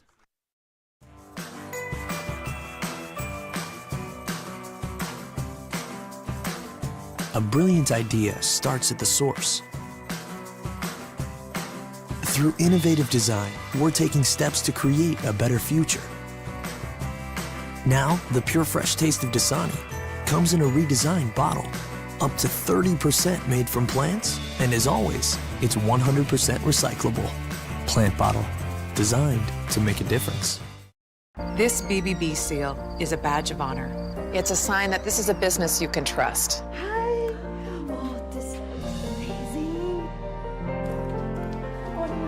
Each year, millions of people see the BBB seal on a door or a window or a website and breathe a little easier. See the seal and know you've made the right choice. Find a business you can trust. Ask BBB. Hey, Mama, what's up? Did you switch my service from Verizon to T-Mobile? Yep. T-Mobile has the only nationwide 5G. Well, Mr. Know-It-All, let's see if you right about that. Mama. Hey, Mama, I'm working. It works at the pie shop. T-Mobile's 5G works inside and out. Hey, what you need, Mama? I'm trying to watch the game with my boys. It works in the park. Oh, okay. Mama? It works at the aquarium, in the parking garage, at the beach, in the elevator. It works in the movie theater, too. Oh, shush yourself. I'm talking to my baby. You're driving me crazy. I was just calling you to say thank you, baby. I love you. I love you too, Mama. Yes, Mama. It works in the kitchen. Tell Mama. Mama? 5G, it works in the club. Who are you in a club with? All about it. Tell Mama. Chase Hungate, the new pitcher, coming on in relief of Dylan Jacobs. Had a decent year at Virginia. He was a VCU transfer, but transferred over to the Cavaliers. He takes over as the first member of the platoon in relief of Dylan Jacobs.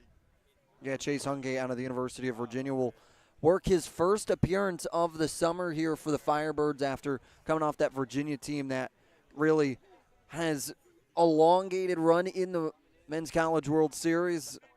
Great guy comes in trying to shut the door as they go up against Cam Smith, who last time up homered, and that thing was a moonshot. A 5.76 ERA this year and 25 innings pitched.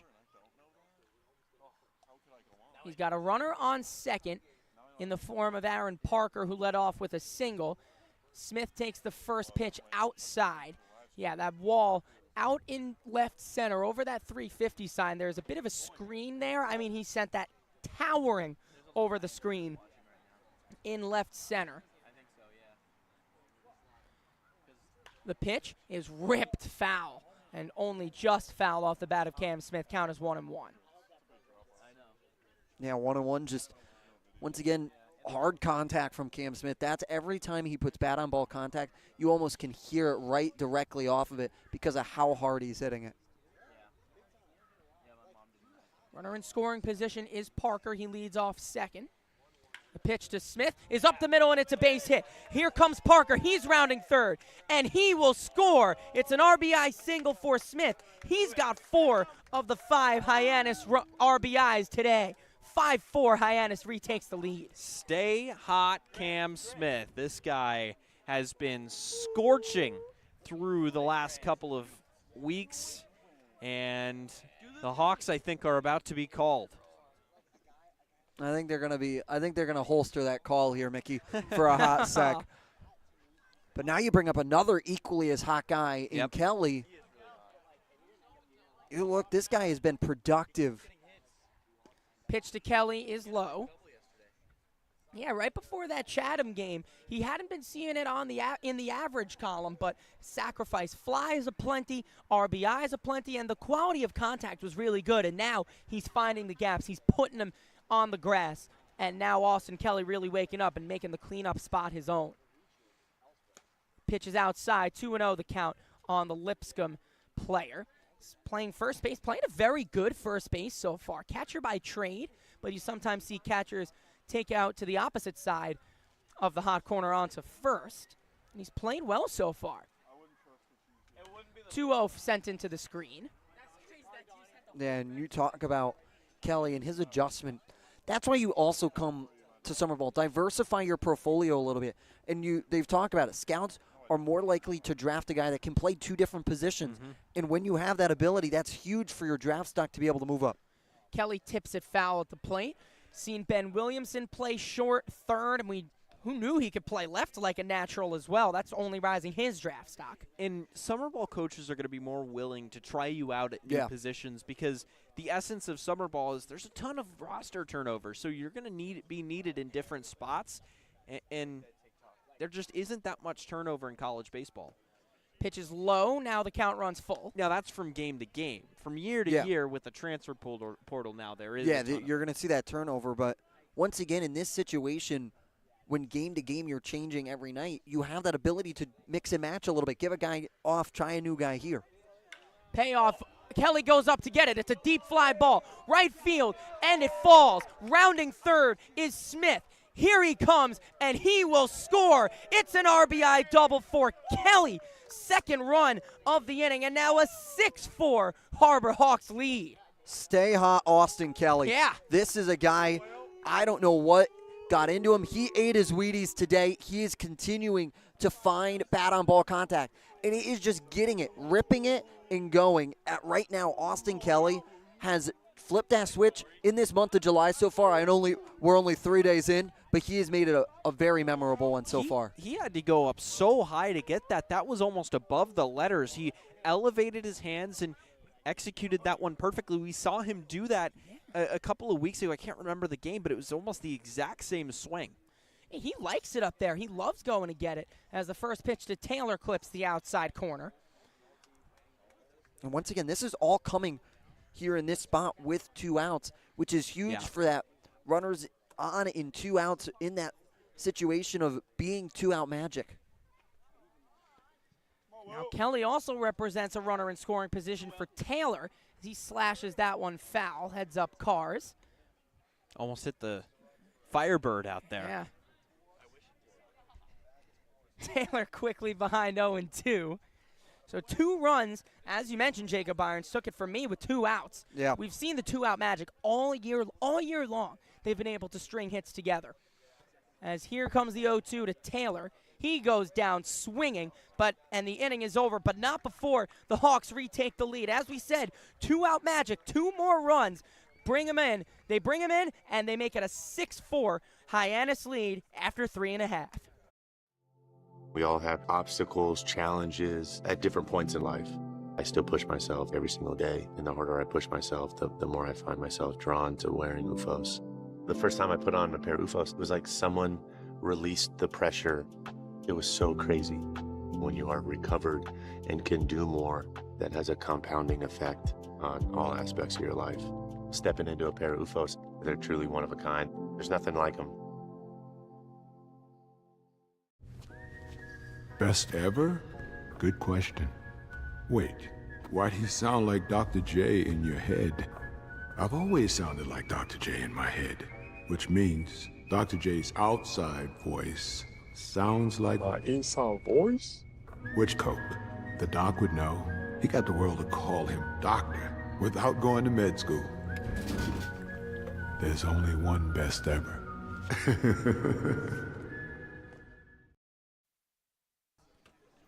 To the bottom of the 4th we go. It was an inning ender last inning for Jacobs, and now that will also end Mason Nichols' day as Cross Sibley comes out as he becomes the first guy out in platoon and in relief of Mason Nichols. So his day is done after 3, and after they see what happened to Dylan Jacobs after sending him out and not taking him out in time, they figure they're not going to risk it with their own starter. Yeah, they'll bring in Cross Sibley here from Hattiesburg, Mississippi, out of Southern Miss as well. Cross Sibley has a 3 ERA through 2 games, has pitched 3 innings, has struck out 1, walked 3, and given up 2 hits. His last appearance was on the 28th of June, taking on Harwich. There, went 1 inning, didn't allow up a run, walked 2, through batters faced was 5. Guy that's a huge guy that pitches to contact, Cross Sibley does, and he's going to be looking to try and get those hits of Orleans to try and get him to his defense. Yeah, and we've talked about how we may not be seeing as much of a real crackdown on the runs early on from a starter but out of the bullpen. Now it's time. So Sibley is the first guy. He's got a 2-run lead now, and he's going to be pitching like it too. So time for him to lock down and give the offense a chance to extend this lead even more. That's why you bring him in here in this situation. We talk about in summer baseball, the increments of 3. That is the big number. How can you piece your bullpen together? For Sibley, he has only gone 3 innings so far, 2 innings again at Katuitt and then 1 inning at Harwich. But looking for him to go 2 here to try and manufacture and try and go a little bit later. First pitch to Oyama is in there for strike 1. We talk about that third time through the order, especially that this is now the third time with Oyama, Olmstead, and Penny 1, 2, and 3 coming up in the order as the pitch is in there at the knees for strike 1.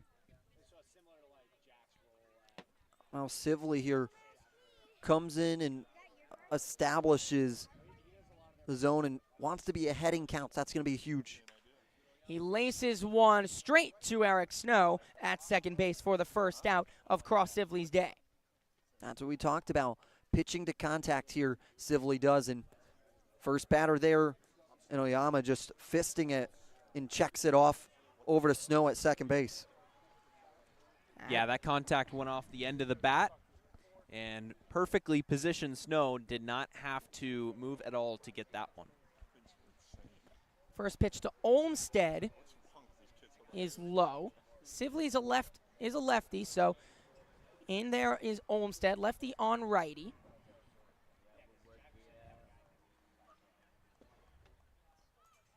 Sibley's 1-0, chopped foul. Dusk is falling here at Eldridge Park. Not quite a Mickey Doolittle sky quite yet, but we're getting there. We are getting there. Still can track the ball a little bit. It's not necessarily blending in yet, but it's going to have a nice baseball sky here in a little bit. The pitch to Olmstead just low, 2-1 the count. It's a really great crowd on hand here at old historic Eldridge Park. And really packed to the nines here. We saw chairs being lined on the hills down the first base line way before game time, as the pitch is in at the knees, count 2-2 on Johnny Olmstead.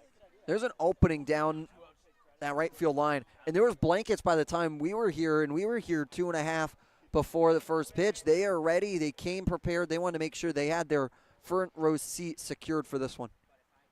2-2 wave and a miss. Nasty off speed from Sibley to set down Olmstead for out number 2. Yeah, great breaking ball there.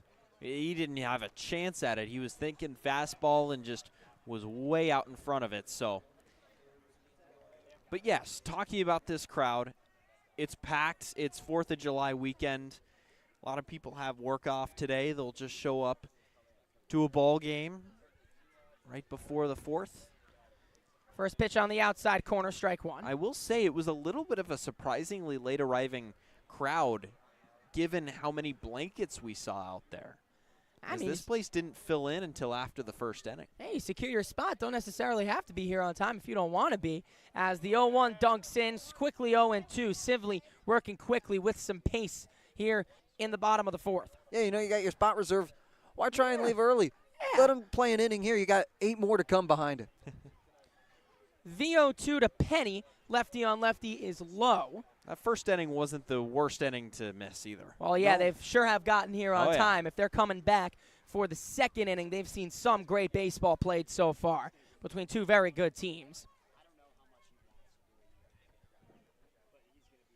Yes, here is the 1-2 from Sibley. He went straight back to it, and down goes Penny looking. 1-2-3 go. The Firebirds in the 4th, including 2 strikeouts from Cross Sibley. 6-4 at the end of 4. That chip on the shoulder, that started at a very, very young age. People's expectations are, they're cool, they're fun, but mine are bigger.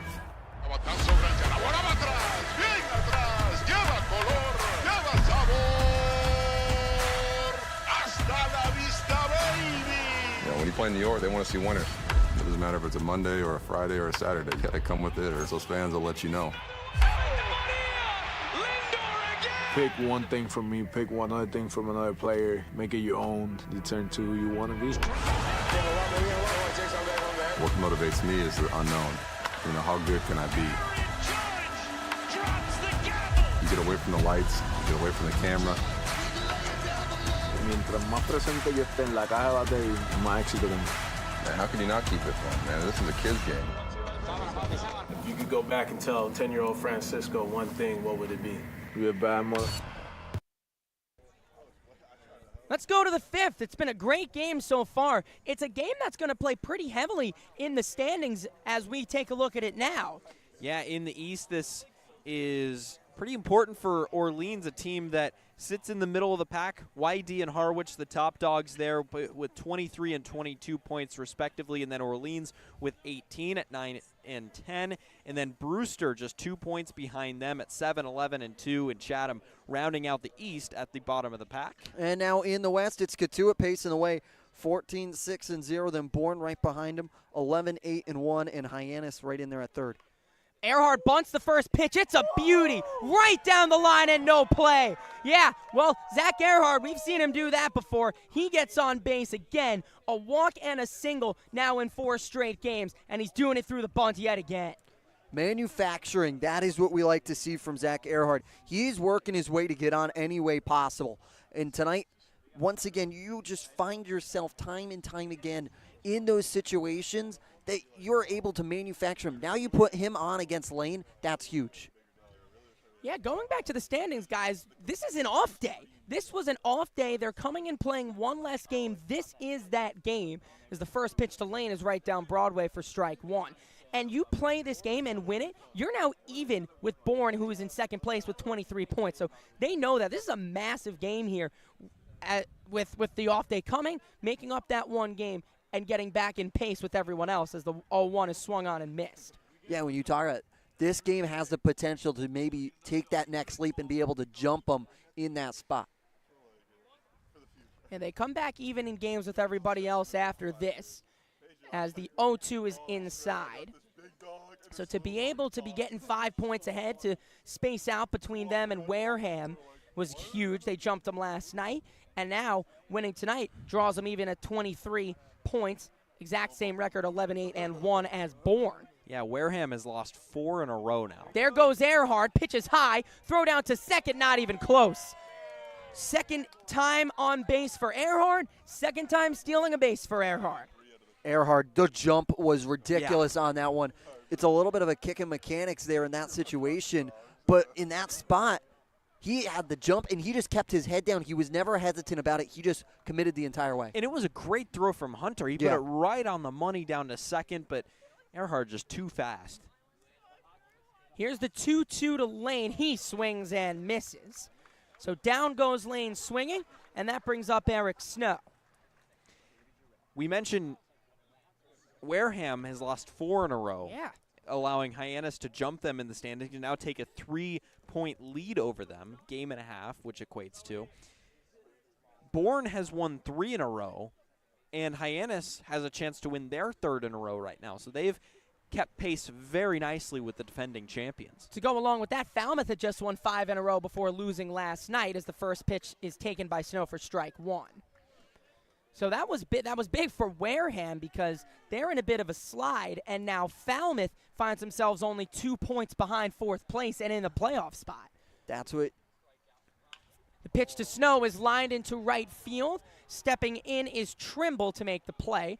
The throw came straight into second. No one was covering it, but Rubin was there to cut it off. So Earhart stays put, and there are 2 away for Parker. And to go back to the point of being in that 5th spot is scary. That is about the biggest scare you can have as a coach. 1 through 4, you do not care. You are sitting pretty going into the playoffs. Into that 5th spot, that's when you start to worry because then you have to play catch up the rest of the way. Instead, in your 1 through 4, you're pacing. You just got to keep in front of the guy in behind. And right now, Falmouth is coming for Wareham. Yeah, it's even scarier seeing how hot Falmouth had gotten so quickly as Parker swings and misses. And all of a sudden, Wareham can feel Falmouth breathing down their neck. And that's a byproduct of how much rosters move on the Cape. It's that, you know, yes, Katuitt might be really, really good in the first half, but what we saw with them last year is a lot of their guys got drafted, they left for the draft, and they kind of fell apart in the second half. Upstairs to Parker, 1-1 the count. And that's not to say it'll repeat this year, but other teams will have advantages with guys leaving. But by July 9th, these rosters stop moving a little bit more after July 9th. They still move a bunch, don't get me wrong. Here is the 1-1 to Parker. Chopped foul. Count is 1-2. And then once you get into that July after the draft, those are your guys that you know that are going to be positioned here for a little bit. You're not really in that spot. You're with your position players. You're in a solid footing. Everyone's now starting to really, on that second level, jump up as a player with the wooden bat. Earhart, namely, is one of those guys who's really found his groove over the last 3-4 games. A walk and a single in 4 now, as Parker strikes out looking as it's painted on the inside corner by Hungate. So Earhart stranded on second after the leadoff bunt single, but the Harbor Hawks carry a 6-4 lead into the bottom of the 5th. We're halfway through from Eldridge Park. Hey, Mama, what's up? Did you switch my service from Verizon to T-Mobile? Yep. T-Mobile has the only nationwide 5G. Well, Mr. Know-It-All, let's see if you right about that. Mama. Hey, Mama, I'm working. It works at the pie shop. T-Mobile's 5G works inside and out. Hey, what you need, Mama? I'm trying to watch the game with my boys. It works in the park. Oh, okay. Mama? It works at the aquarium, in the parking garage, at the beach, in the elevator. It works in the movie theater, too. Oh, shush yourself. I'm talking to my baby. You're driving me crazy. I was just calling you to say thank you, baby. I love you. I love you too, Mama. Yes, Mama. It works in the kitchen. Tell mama. Mama? 5G, it works in the club. Who are you in a club with? All about it. Tell mama.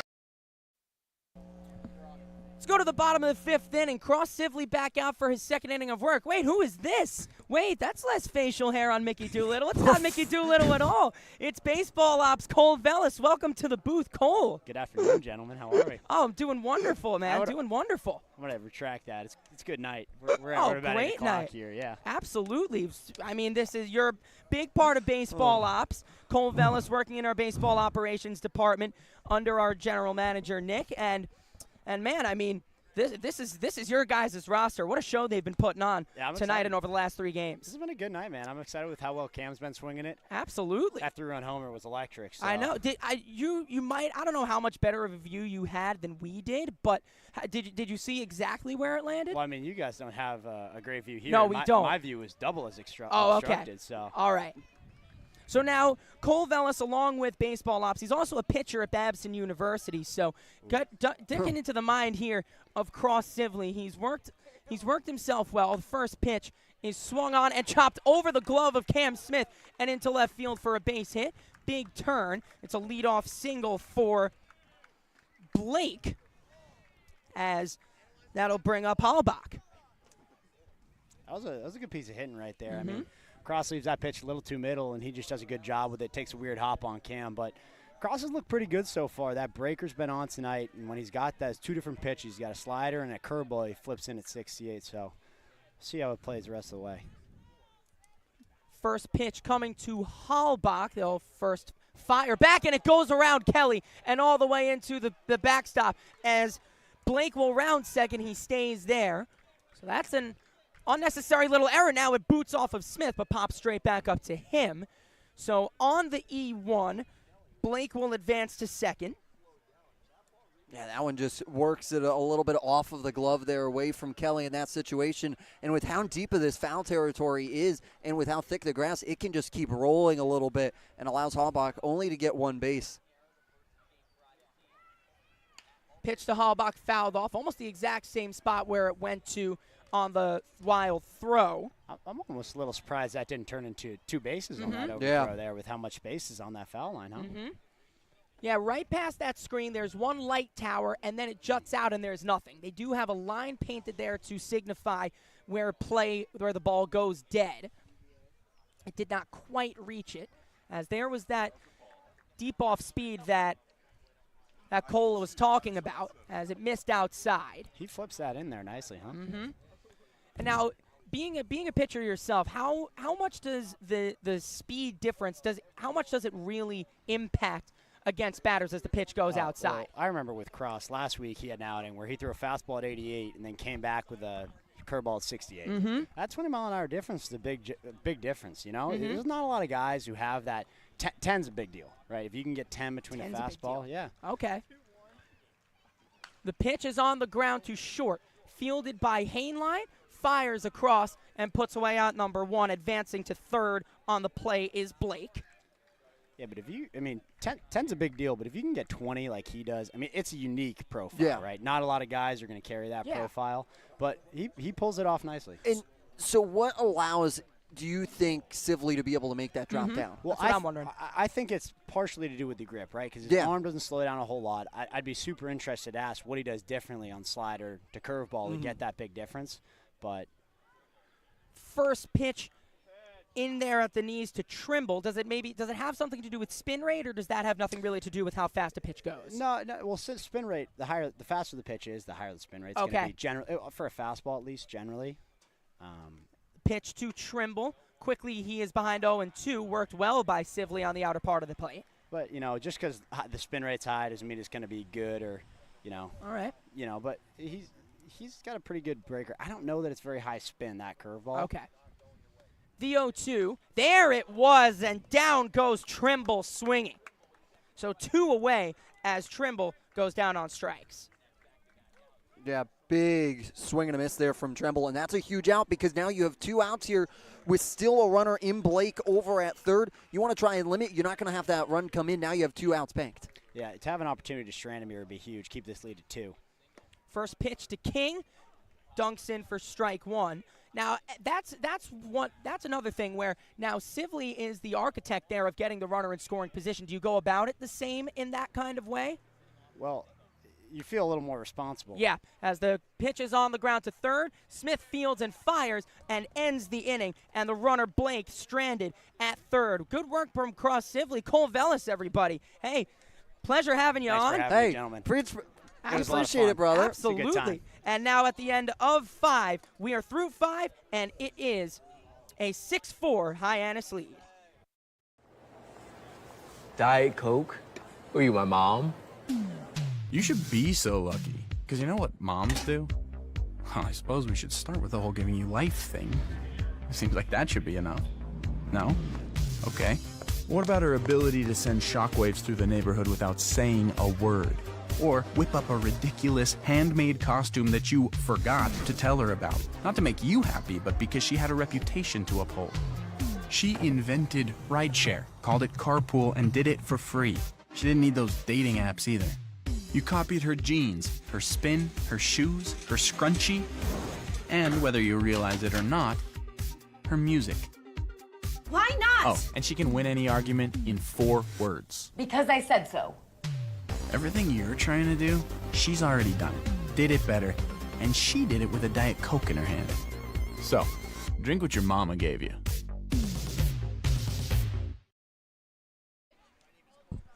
Chase Hungate's day is done as we move into the 6th inning. Jonathan Gonzalez, the southpaw, back now on the mound in relief. He will have the top of the order to deal with. Let's hear about him, Jacob Irons. Yeah, Jonathan Gonzalez is a nasty pitcher out of Stetson and out of hometown of Miami, Florida. Has a 1.92 ERA coming into today through the Cape Cod Baseball League, and he's been used pretty versatilely at 9.1 innings pitched. And then you have 12 strikeouts, 2 walks, and 11 hits in this situation. Last appearance coming back on the 30th against YD. Went 3 innings pitched there, allowed up a run through 5 hits, and had the save in that one. So a really versatile guy. I was able and fortunate to see him last year for the Mystic Schooners, my team. And he was a starter for us, really coming to the Cape and embracing a little bit more of that high leverage later situation relief pitching.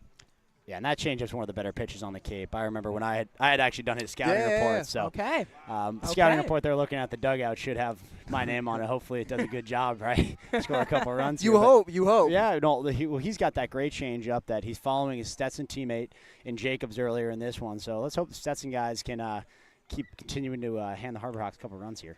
Yeah, last year in the NECBL, 40 strikeouts to 3 walks, guys. That's the K to walk ratio that Cole Vellis and the baseball ops department, that jumps off the stat page for them. Yeah, you always pay attention to that strikeout walk ratio. You see how many free passes you're going to get and how many bad swings you might take, right? So Yeah, whiff rate also playing a big factor in those as well. See, whiff rate, chase rate for the batters as well. Nick Mitchell has been swinging at all the correct pitches. His last 2-3 games has come alive out in the leadoff spot. Now, that's something I want to ask you, too. So we've seen a few guys through the leadoff spot. What jumps out about Mitchell as the 1-0 is in there for strike one? What jumps out about him as a leadoff hitter? Well, I mean, Mitchell's speed is unbelievable. He makes that routine ground ball to second a super high-pressure play for the defense, and that's something that when you get it, you don't always have it. And there's some guys who are great leadoff hitters who just don't have that kind of speed, but a routine ground ball that turns into a heart racer for them, oh, I just love that, man. Yeah. Here's the 2-1. It was taken low, and now Mitchell swings and misses. We've talked about on the broadcast a lot this year about the grace period between the metal and the wood bat. When you guys are looking at it from a baseball ops perspective, here's the 2-2 to Mitchell. He swings and misses. Mitchell goes down on strikes. So what do you guys see as that grace period to allow some time for adjustment as a baseball ops guy? Well, I think Cam Smith's a perfect example, right? Super unbelievably talented physical player who has been at a good year at Florida State, comes in with a metal bat and just didn't have it right away. And now he's got 3 homers in the last, 10 or so days. And you can see every ball he's hitting now is hit squarely. Because you don't get those kind of dinky, I didn't get that on the barrel, but it's still a homer. You don't get that with the wood bat. So you can see the adjustment being made with a guy like him. First pitch to Heinlein in at the knees for strike one. It's been so encouraging, too, to see guys like Mitchell, guys like Heinlein, guys like Smith kind of make the adjustment quickly. The pitch to Heinlein. Same spot, same result, 0-2 the count. And that's your top 3 in the order now. They're really making really nice strides so far as Smith awaits on deck. He is 2 for 3, sent a moonshot over the left center field wall back in the third as Heinlein rips one out to right field, and there's a base hit. And it's not quite going to split the gap. Really wide turn from Heinlein. He comes back and stands in at first with a 1-out single. That brings up Smith again. And for the second time, he's up with runners on base. Great piece of hitting there by Heinlein. Once again, that is a hit in any level of baseball you play. It is right in that gap between King and Tremble. In that situation, drops down in that gray area between an infielder and an outfielder can't get it. And now he's on first base in this situation for a potent bat in Smith. He bluffed to go on the first pitch to Smith, which is taken for strike one. Smith 2 for 3 on the day, as per mentioned, the 3-run shot in the third, and then an RBI single in the fourth. He is responsible for 4 of the 6 Harbor Hawk runs. So they'll check back at first with Heinlein. So we saw Smith hitting in this leadoff role, and those were his other 2 home runs on the season, both coming out of that role. But now, of course, I think you guys would want him up with runners on base hitting out of the 3-hole. Well, Mitchell and Heinlein have been so good at getting on for him because you want a guy like that. We'd love for him to see fastballs, right? That's the whole thing.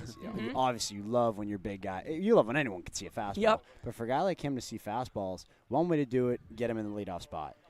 And there's another one out to deep left field. Back goes Blake, and he's over to make the play in front of the wall, maybe about a toe or 2 on the dirt warning track. So a good play from Blake to cover some space as we were having visions of that third inning again, but a nice play to retire for the second out. And that's exactly what Cole is talking about. That's a hard hit ball again. There's nothing dinky about it. That situation, it just finds someone in that spot. Cam Smith has made that adjustment like you were talking about, Cole, to get to that next level, and really every bat he makes contact with is hard hit. Yeah, that's how it's been. He's found some barrels. And this is a guy here who's really been hitting the ball hard as well. It's Austin Kelly. He's chopped it foul. I was on the parking lot preview talking about my love for Austin Kelly. Yeah. Very, very undervalued left-handed bat, in my opinion. You share that with Jacob Irons. He picked him as his player of the game for Chatham, and he showed out. It's awesome. I appreciate Kelly tremendously because that could have gone bad quickly. I thought he had a grand slam there for a minute. I know. So did I. As the pitch is low, 1-1 the count on Kelly. We talk about quality of contact just there. You hadn't seen it in the average in the first few games for Kelly, but he's really showing through now. We talked about it in his last at-bat. He's finally putting the ball where they're not. He was one of those guys where I'm sure when you looked at the stat sheet pregame, you saw he was 1 for 14. That's not encouraging, right? But I think it's so important to watch the game and know that, like, hey, Kelly hit 4 or 5 balls on the screws that guys just happen to be under, and now you see it going the other way where now he finds nothing but grass. That's something to be said for scouts coming to games because the eye test is still a very prevalent nature of the game. Extremely. I always wonder how much stock they put into the small sample of stats too, and how much is like some of these guys have 40 years of experience back here, I'm sure they love the eye test too. They know a whole lot, right? Mm-hmm. Kelly takes that pitch just outside. He did hold up, or did he? They'll give the appeal, and yes, he did. And another thing that you guys do, that the baseball ops department does, is they go really deep into the advanced stats, the expected average based on exit velocity. You got to expect that's a lot higher for him with his quality of contact, as the 2-2 is dropped, and it was just inside anyway. Hunter thought that was strike 3. Well, with guys like Harrison Rubin and Johnny Davis, who are the heads of our analytics team, and like the expected average work and all that expected WOBA and trying to play matchups that I know Jacob Hahn has been doing recently, it's super cool stuff. You know, it's one of those things that can make a difference when the coaches are making decisions in the dugout. When we're evaluating guys to make sure, hey, are we doing our due diligence, right? Yeah, now Kelly works a walk. That brings up Taylor with runners on first and second. Harrison Rubin is one of the, and both him and Johnny Davis, just unbelievable stuff. You follow our social media pages, you see all the stats. You see them reporting on Darren Horn and his ridiculous spin rate on his pitches. How cool is that, oh, right? my gosh. I mean, as the first pitch swung on and missed by Taylor, we talk about, what do you say, maybe 2,800 is really good on spin rate. He's getting it above 3,000 RPMs, well above 3,000. I can't even comprehend how he does it. He's got special something, First and second, 2 men out for Taylor. He sent home the 4th run of that third inning on a fly ball out to left field of his own. Ooh. And a pitch clock violation now called on Gonzalez. So a ball added to the count automatically. 1-1 now the count. Pitch clock not shown here at Eldridge Park, but all the umpires keep track on their own. Saw it at Chatham. It's posted up on the scoreboard as well as right on the backstop. Now the 1-1 to Taylor is low. Taylor and Earhart back to back. That's first team all forearms, man. Yeah. if you got Laurie in there too. Yeah, you're looking at those are guys that hit the curls. They never miss arm day. Don't worry. No, they're not messing around. No, they don't miss Brussels sprouts day either for the forearms as he swings and misses at the sweeping off speed. Popeye would be proud of Will Taylor and Brad Key Laurie as well as Zach Earhart. Those are Dabo Sweeney forearms. Oh yeah. Will Taylor also a standout receiver at Clemson University. A touchdown to his name on the season. He goes down swinging at the off speed. Both runners stranded. We're through 5.5 to the bottom of the 6th we go on the Harbor Hawks Baseball Network. 6-4 to Hyannis.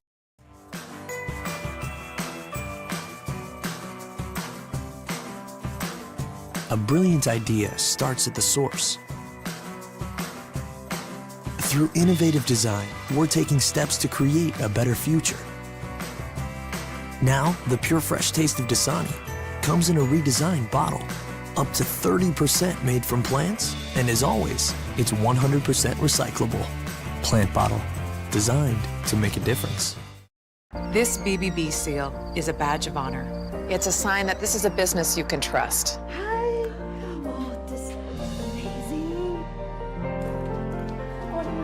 Each year, millions of people see the BBB seal on a door or a window or a website and breathe a little easier. See the seal and know you've made the right choice. Find a business you can trust. Ask BBB.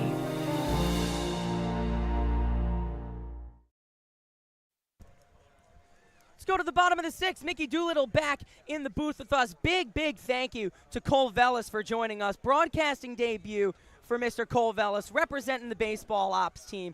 Did a great job. We thank him once again for talking with us, holding down the fort for Mickey Doolittle. He is back. We're in the bottom of the 6th. Hyannis holds a 6-4 lead. Offense kind of dying down, knock on wood, a little bit here, but that's all thanks to the great pitching and the great relief work of Cross Sibley. Yeah, Cross Sibley has come in and has been electric. We talked about it. You wanted to see if he could go 2. He's now gone 2.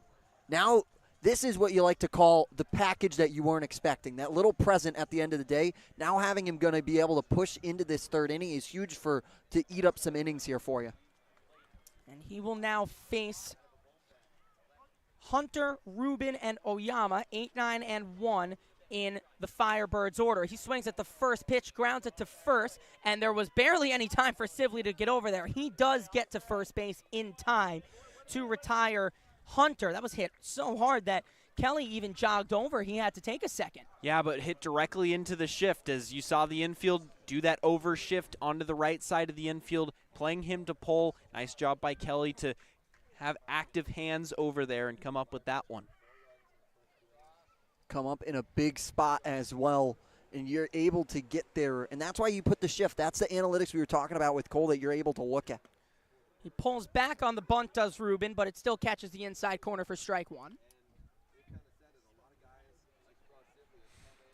It's a nice ballpark, guys. Beautiful little ballpark here. The energy walking around is really, really nice. It's a jewel as the pitch is up and away. In 2004, Eldridge Park was named the best summer collegiate park in the whole country by Baseball America. There's a wonderful history to it. There is the man it's named after. His name is Louis Winslow Eldridge. He donated a big plot of land to the town of Orleans as the pitch just misses outside. And it was just initially for a little playground for kids. And when they added a baseball field in there, that was when Orleans was awarded with a team in the CCBL back in 1928. As the pitch is swung on and missed, 2-strike count for Sibley. And as keeping with all the tradition, it was a while until they installed the lights. It was a while until they installed the wonderful little hill here on the first base side to accommodate a few more of the fans, but it's been like that ever since as the pitch was waited on and it's poked through. Diving play by Snow. He throws, but not quite in time.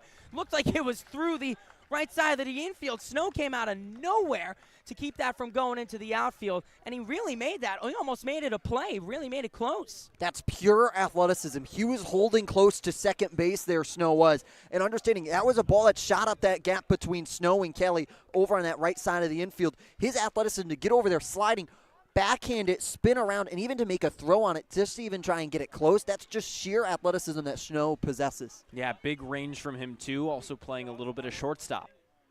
And Oyama again shows bunt, but it's bunted foul. So far today for Oyama, a walk in the first and then a line out and a fly out. Red Sox fans listening will be familiar with Carlton Fisk and Nomar Garcia-Parra. They have come through Eldridge Park on their way to the majors. The pitch to Oyama is lined, base hit into right field. Fielding it is Earhart. They will hold Ruben at second. So 2 straight base hits for Orleans with 1 out. That brings up Olmsted. Yeah, got to be careful here. If you're Sibley, he's given up back-to-back singles, but they haven't been particularly hard hit, especially that Ruben single just 2 batters ago. It was kind of fisted off to the right side that Snow was able to track down before it went into the outfield. The first pitch to Olmsted, taken on the outer half for strike 1.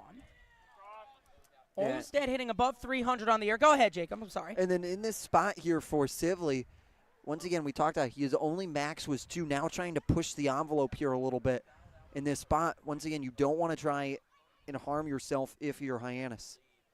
The pitch to Olmsted in there, count 1-1. But you can continue to hammer the zone. That's all you got to ask for Sibley, a contact pitcher that looks for that.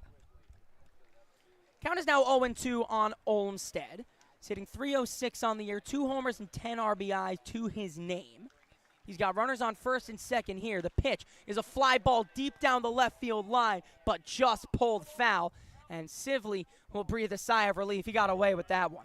Yeah, once again, that one was just well shot down the line in those situations, doing a good job there to try and fend it off as that one ran a little inside on him.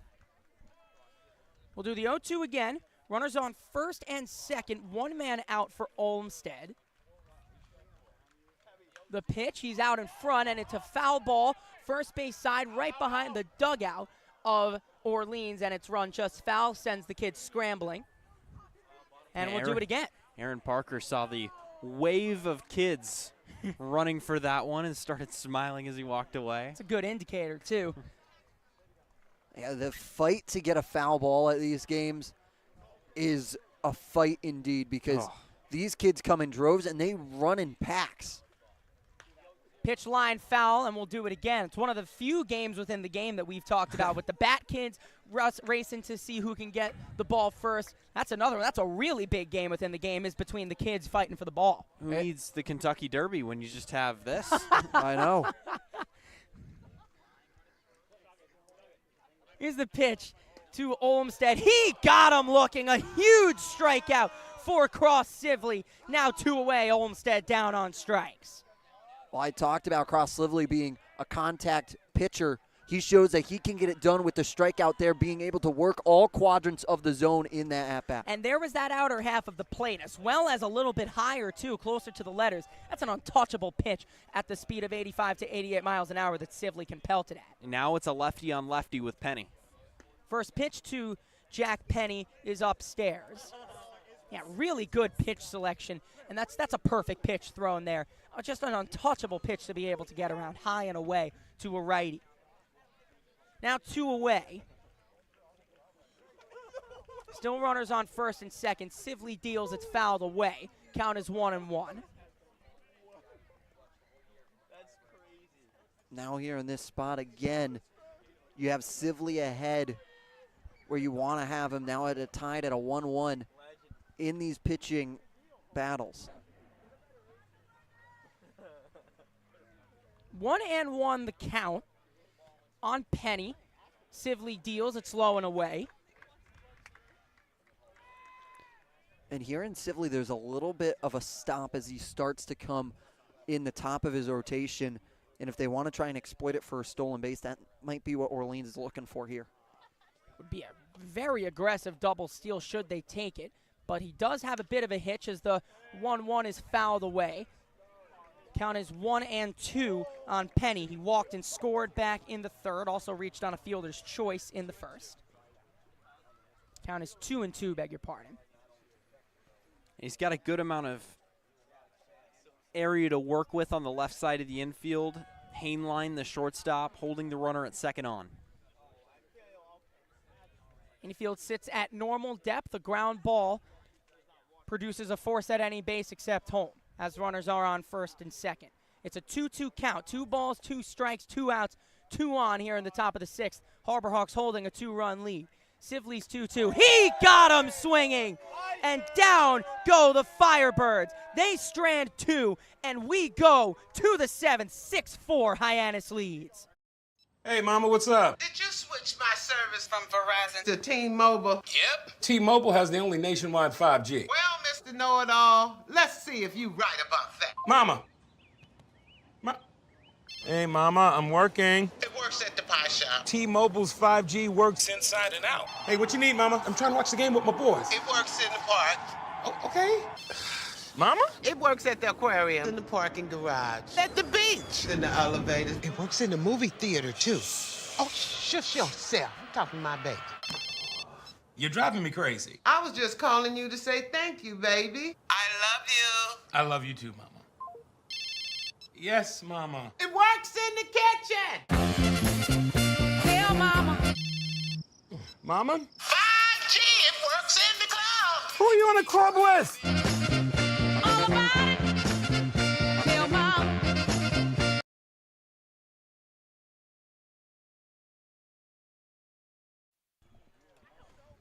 Let's go to the 7th. It's a 6-4 Hyannis lead. 2 straight innings now with no score after the 2nd, 3rd, and 4th. We were just pelted with offense. And you just talked about it, Jacob Irons. Connecting the 3-3-3.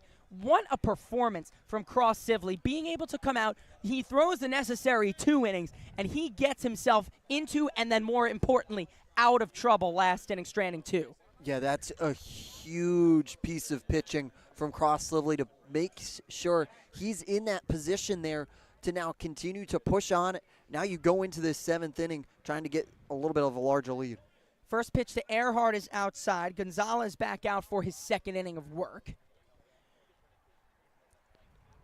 Earhart reached on a bunt single back in the 5th as the pitch misses. 2-0 the count on the Oklahoma State Cowboy. 4 straight games now with a walk and a single for Zach Earhart. Seeing the ball much better as he takes the 2-0 in there for strike one. That's that changeup that is so deadly from Jonathan Gonzalez.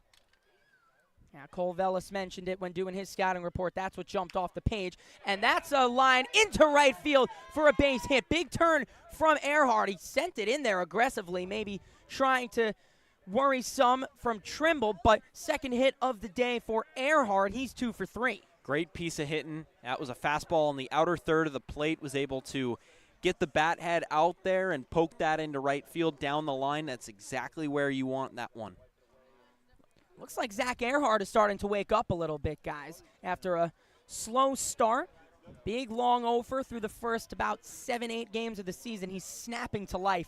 2 hits tonight, first multi-hit game of the season, of the summer that is, as they'll check back with him on first. Yeah, but again, it's the adjustment. Yeah, it's the adjustment to fully. the wood bat, and he's just adjusting out here after the metal bat, the full season with the metal bat. First pitch to Lane is upstairs. He's more than capable. I mean, we see his work at Oklahoma State. Had a really nice freshman year, and now sometimes the adjustment period can take a bit longer, and it's clear there as now it doesn't matter because Earhart is coming into form as Lane swings and misses, count as 1-1. As long as you get going, it doesn't really matter when. Lane here trying to work into this. Try and continue to string hits together. Line down the right field line, and a fair ball for Lane. It just snuck in. It's going to roll, and as Earhart is on his way to third, they put their hands up, and Earhart is forced to go back to third as that one trickled across the line where the ball goes dead. We'll see where the umpires rule he was on if he was going to third or if he was going home. They're sending him back to third. So a double for Earhart. He puts his head up as he's definitely out of breath. He was hustling around third. Must have had that in his mind that it could have crept over and out of play, which it did. So runners on second and third, nobody out for Snow. And nobody. And now you have 2 in scoring position for Eric Snow, like we talked about at the start of this game. While he is hitless, he has the potential to really start going here through today's contest. And that was the exact same approach from Earhart and Lane, trying to get that one shallow down the right field line. Just worked away. Infield in with the runner at third. Snow takes away. And it was close. It was just a little nub ball that just made its way over the first baseman Olmstead's head and just trickled very slowly down across the dead ball line. Earhart was not on his way home just yet. He takes the 1-0 in there for strike one. Yeah, and Snow here just, once again, leading by 2, but you can still feel like Orleans can come and get it at any moment. If you can add just even another one, that 3-run lead would be huge for the momentum and for the lead. Snow sends a fly ball down the right field line. Over is Trimble towards the dead ball line. And he did not make the play, and that could have been on purpose. He could have been right there, but that's a high IQ play if he was able to get there because he catches that. Earhart tags and scores easily. Yeah, with the infield playing in, that tells you Orleans wants to prevent a run by any means necessary. So maybe he just let that one go foul a little bit because there was no chance they were going to get the runner tagging. Here's the 1-2 to Snow. It's on the ground to short. Runner stays put on to first, and now Lane ran from second. He thought he was going to score, and the throw goes back to second, and they tag out Alex Lane. What a strange play. It was Earhart who stayed put on third base at the grounder to short, and Lane thought he was going. So there were 2 runners at third base for just a second, and they threw back to second to get Lane in plenty of time. Now you work the double play there, and now 2 outs. However, your most important runner in Earhart stays put at third. He's okay, but now you had 2 in scoring position. Now you're eliminated them. Now you only have 1, and you now have 2 outs where you got to try and work out of this. First pitch to Parker is upstairs, so now only a runner on third and 2 away. Should go 6-3-5-4 in the book. As the pitch from Gonzalez to Parker is chopped to third. Fielding and firing is Penny in time. And Orleans gets out of that inning unscathed after 2 runners in scoring position. Time to stretch at Eldridge Park. To the bottom of the 7th we go, 6-4 to Hyannis. We all have obstacles, challenges at different points in life. I still push myself every single day, and the harder I push myself, the more I find myself drawn to wearing UFOs. The first time I put on a pair of UFOs, it was like someone released the pressure. It was so crazy. When you are recovered and can do more, that has a compounding effect on all aspects of your life. Stepping into a pair of UFOs, they're truly one of a kind. There's nothing like them. Best ever? Good question. Wait, why'd he sound like Dr. J in your head? I've always sounded like Dr. J in my head, which means Dr. J's outside voice sounds like my inside voice? Which Coke? The doc would know. He got the world to call him doctor without going to med school. There's only one best ever.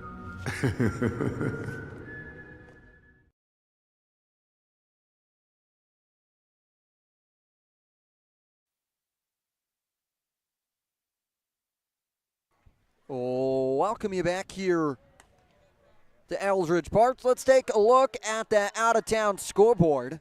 Only one other game going on, as today was a registered makeup day. It is a 4-2 lead for Harwich over Chatham currently right now.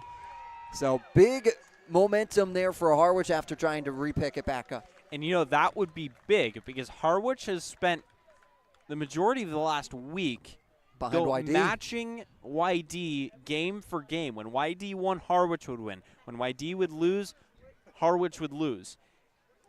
This does not give YD the chance to answer, and if Harwich wins, they're only a point behind. They jump into first place in the East Division. And it's the same thing for Hyannis. This gives them the chance to jump level with Bourne on points in second place and narrow the gap from Cotuit down to just 5. So that's why these games, when you have them, they're so important. You're playing from behind, which is a very good thing. You have the chance to see those results play out and know what you have to do. There's extra emphasis on these kinds of games. So into the 7th we go. The bottom of the 7th sees Cross Sibley's day come to an end. A spectacular 3 innings of relief from Cross Sibley. He gives way to Hiro Yamada. Yeah, Yamada will come out sporting a 4.5 ERA through 6 innings pitched. Has struck out 7, walked 5, given up 9 hits. This is a big spot here for Yamada to try and come in and shut down and shut this door, because like we were talking about, Mickey, when you have those situations where 2 just still feels within reach for these Firebirds. Yeah, and you need to shut this down, just like Hyannis' bullpen has done all year. They've been really successful in late innings, protecting leads. They've really rarely given up one, and Hero's going to be tasked with that one right now. Blake, Halbach, and Trimble, 3, 4, 5 in the Firebirds order, are due up as Sibley's line closes. Again, spectacular. 3 hits and 5 strikeouts, nothing else. No runs and no walks.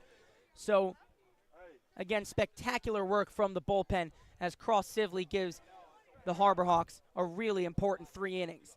As Hiro Yamada sends a sweeping slider across and into the inside corner for strike 1 for his first pitch of the day.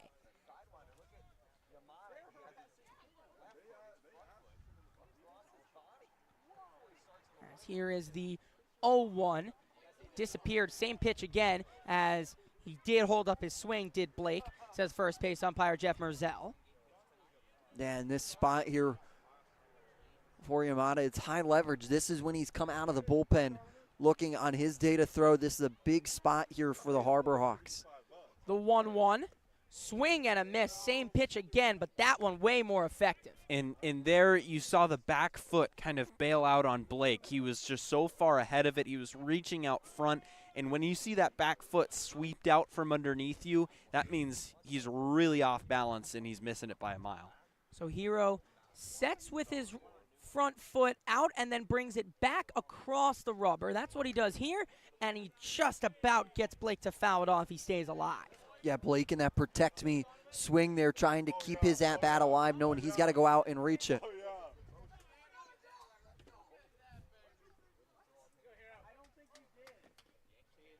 Count is 1-2 on Andy Blake, 2 for 3 on the day. Scored a run back in the third. Heroes 1-2, tapped, and it gets past him. Oh. In comes Hainline, bare hands, fires, not in time, and a huge play from Austin Kelly. It was Hainline's throw that went offline. He barehanded it, good work to get the throw there, but it was well offline, and Austin Kelly has a superhero dive to keep that from going back wide and allowing him to advance to second. Yeah, Kelly might have stopped that, but that's a big fence behind him there. And with Earhart running in from his right field position, he was going to have that backed up. So, yes, great play by Kelly to stop it, to mitigate any chance of him advancing to second, but I don't know if he was. Would have been close, as there he goes on the first pitch, just to try and make sure he gets to second, but it was fouled away by Halbach. And that's what you see in that attempted steal by Blake. They only have 19 on the year, one of the lower teams in this league, so they understand they're trying to manufacture something here if they're trying to steal a base, something that's not necessarily in the Firebirds' MO. Yeah, in Blake, going back to that hit, that was very soft contact. That's about as soft as you can hit a ball with getting a hit. They'll check back at first, and that's what Hero has been generating. It's a bit of a higher ERA, but it's not to the fault of his own. He's pitched very well, and he's just gotten unlucky on the types of pitches he's been given, and soft contact there, allowing runners to reach. The pitch is a soft fly ball again, shallow center. Taylor lost it for a second. He dives, and he can't make the play. Right behind him was Earhart, so runners are on first and second, and there it is again. Taylor lost it. I think it might have went above the lights and into the night sky. But again, soft contact off the bat of Halbach. He can't fault Hero for that. No, just piece of soft hitting there that finds that gray area right behind second base. That is a tough play to make. Taylor's even to give it chase and even to be as close as he was. A great speed by Taylor there to make it. But now you have 2 on, still nobody away here in this bottom of the 7th. First 2 runners have reached. Trimble shows bunt, and he leaves it outside. Pulled back. And Orleans is trying to be aggressive here. They understand how important these runs are on. Without an out, they're forcing it to try and maybe get a bunt. And there it is, and it's bunted. And they're saying that he was supposed to be out because the ball may have hit him, but they've ruled it a foul ball. Quick call from the fans as well as Parker. It did hit him. It came back up and hit his bat again, but the distinction is he was still inside the box when it hit him again. So no harm, no foul. It's just a foul ball here. It was kind of a borderline play there. Almost he's gotten away with one, and now he's just showing bunt straight up. Kelly comes straight in. He's pulled back and taken it outside. Count is 2-1 on Fenwick Trimble. Kelly was about 10, 15 feet away from home plate there. He's almost lucky he didn't get a bunt down because Kelly would have just calmly picked it up and thrown to third. It'll be a 2-1, shows bunt again, and here comes Kelly. They ran the wheel route at first, but it's reached on the outside corner, strike 2, so you would think that takes the bunt away. You could think it, but doesn't necessarily mean it does, especially in how bad Orleans has demonstrated they want these runs that they would still be willing to, but Hyannis is backing up here. It'll be a 2-2 from Yamada to Trimble. No bunt shown. He swings, sends it up the middle, and it's a base hit. In comes Taylor. They'll hold Blake, at third, and the bases are loaded and with nobody out. Wow. Great piece of hitting there from Trimble, choking up on the bat in a 2-strike count, sending it right back where it came from, and now bases loaded with nobody out, and a dangerous hitter in Eddie King Jr. Batted in 2 runs back in the third, and he comes up with a chance to tie the game here. And the big runner here, if you're Hyannis, is that runner at second. That's the tying run. You want to prevent him from getting in. Ignore the runner at third. At this point, yes, they might be able to chip away. First pitch is outside. The two middle infielders, Snow and Hainline, are a little in, not too well. Now they backed up. They're playing double play depth. So they'll trade a run for 2 outs here should it go to the middle infield. The pitch to King is fouled away. Count is 1-1. Yeah, here for King Jr., this is about as big of an opportunity for the Firebirds to try and strike here and break into this one. Still nobody away. Hero sets and deals the 1-1. And are they saying he balked? I think so. And that's the second time we've seen that. What he does is he gives a tap of his foot before he goes, and they're saying that he didn't come fully set, and that allows 1 run to score, now 6-5, and Eric Beatty is going to have a chat with home plate umpire James Francesa. So what Eric Beatty is saying right now is that he does that every single time, which he 100% does. Which he does. And it's unbelievable that umpires keep missing this, that he's tapping his foot every single pitch. It's consistent. You're allowed to do that if you do it every pitch. And they call him on it again. He steps across with that front foot of his, and he gives a tap and then another tap with his foot before he comes fully set. And as Mickey Doolittle describes, you're allowed to do that if you do it every time, which Yamada does. And that's what Eric Beatty is saying to home plate umpire James Francesa. And he's still talking. Yeah, and he's mad, rightfully so. Hero can't believe it. We saw that earlier in the year, and he gave a wry smile as to say, yeah, I guess so. But now it's happened again, and that's something that umpires have to be aware of, is that he does it every time. Well, now, as here is the pitch, it's low. And now with that balk, you move everybody up, and now you have 2 in scoring position now for Orleans, and still nobody away here in this bottom half of the 7th. And the infield's still playing back, which confuses me a little bit because that tying run's at third. It's a 2-1 now as the balk did not count. So the pitch is now inside. They're saying it hit him, and it does, and that reloads the bases.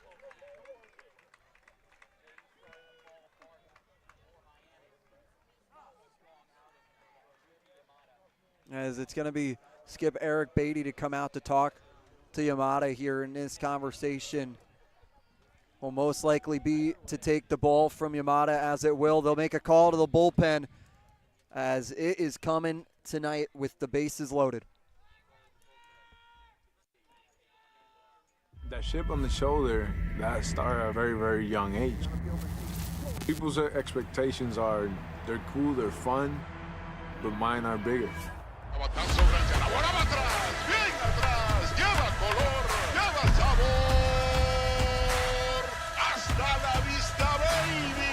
When you play in New York, they want to see winners. It doesn't matter if it's a Monday or a Friday or a Saturday. You got to come with it, or those fans will let you know. Pick one thing from me, pick one other thing from another player, make it your own, you turn to who you want to be. What motivates me is the unknown. You know, how good can I be?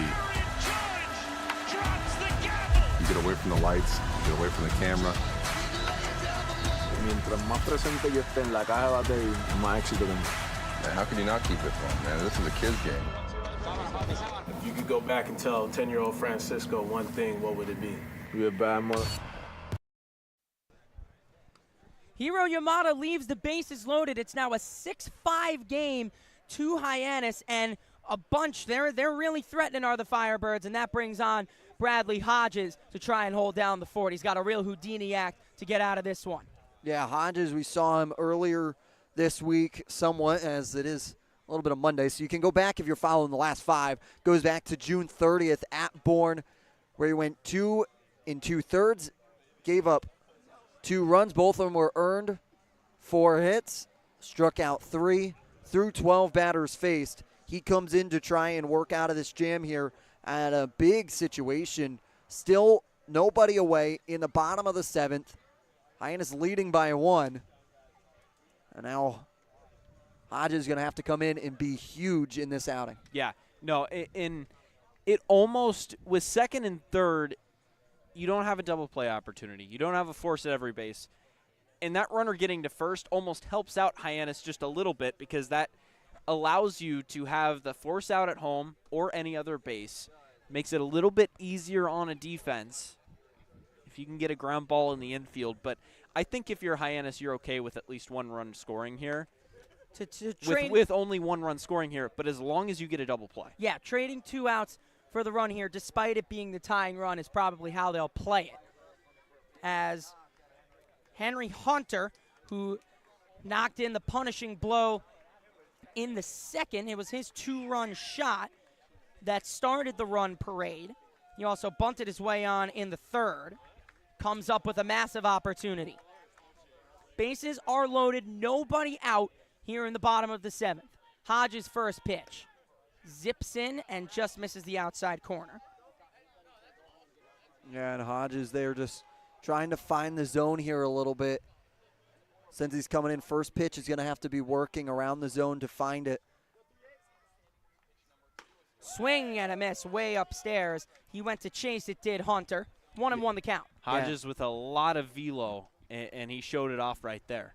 And then going up, because once again, that eyes on that high cheddar is going to be able to make them want to pull the bat. 1-1 inside, 2-1. Smith playing in on the grass at third. They are shifted over on the right side. Hainline plays on the second base side. The pitch catches the inside corner. 2-2 the count. Yeah, 2 straight breaking balls. Watch out for that fastball coming back here. Lefty on lefty. He's going to want to gas him up here. 2-2. He went off speed, and he's just missed, and the count runs full. Nowhere to put Henry Hunter with the bases loaded. Now a big fastball count here. 3 straight breaking balls. This has got to be a fastball here, especially you have to hit the zone as well. The payoff. He went off speed. This will score. They threw it home, and the run will score. Kelly's throw was off, and the second runner comes home. It got away from Aaron Parker, did Kelly's throw, and it allows 2 runs in Halbach and Trimble to score. And now the Firebirds have taken a 7-6 lead. Big response there from Orleans in that situation. It's a chopper down over to Kelly. It's what the Harbor Hawks would have wanted, but the throw pulls Parker away, and it's just too far out of the reach of Parker, and it goes to the backstop and heads up running from the Firebirds, able to bring in a second one across.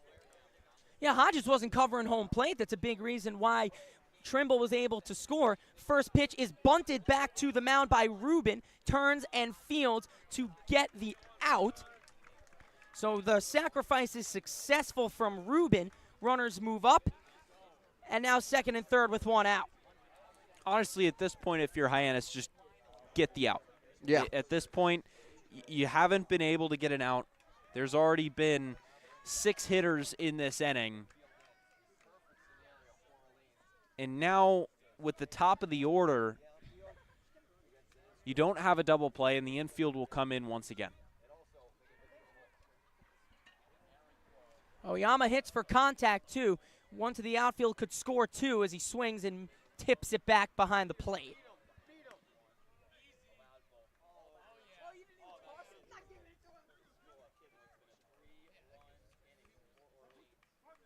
This has been the big response Orleans needed coming into this one, and now they lead by 1 here. The pitch swung on and missed. Quickly 0-2 on Oyama. 3 runs in here in the bottom of the 7th. Orleans now has a 7-6 lead.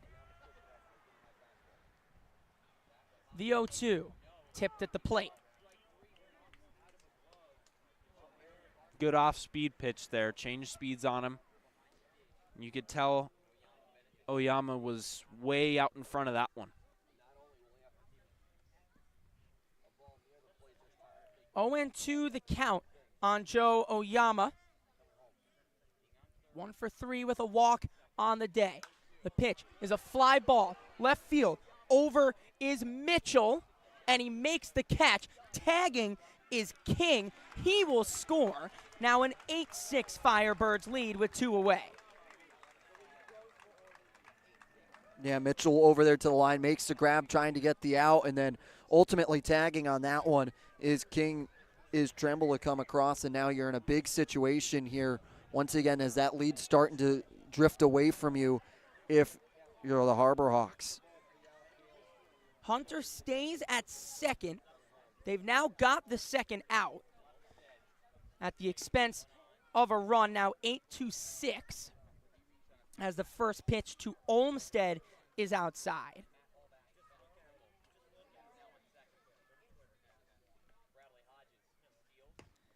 Pitch just misses high at the letters. Yeah, he's not getting that high call with the off-speed pitch. It's a bit of a lower zone, but that's remained consistent. The pitch is low. Quickly 3-0 the count on Johnny Olmsted. Got that open base over at first. You can afford to put him on here. 3-0, dead red, and he's put it right down the middle for strike one. Hitters count now, big count leverage for Olmsted. Now if you were to put him on, it's not the worst thing here because then you lose the ability of them to make another hit and try and hurt you. Then you could get an out at any base. And he has walked him, and that sends the ninth hitter of the inning to the plate in Jack Penny. This is a batter you have to be careful around, and Jack Penny, as he has been hot coming into this one for the Firebirds, as is going to elicit a conversation out on the mound as well. So a big inning for Orleans as Hiro Yamada started it. He loaded the bases and balked a run home. The following batter was hit by a pitch to then load the bases, and on the throwing error by Kelly, 2 runs scored, which gave Orleans a 7-6 lead, and just now Oyama with a sac fly to tack on 1 more. So 4 runs have scored for Orleans here in the 7th, and they are threatening for more with runners on first and second and 2 men out. Yeah, just a nightmare inning here for Hyannis, one that they just want to end right now. 4 runs in the inning. But limiting this down to a 2-run deficit is something that Hyannis can do, and that's a very surmountable mountain. And we talked about it. It's within reach. That 2 runs is within reach, especially when you still have 2 innings to play. First pitch is upstairs. We've seen him elevate that breaking ball a lot recently. And those pitches are not getting called, even No. if they're close.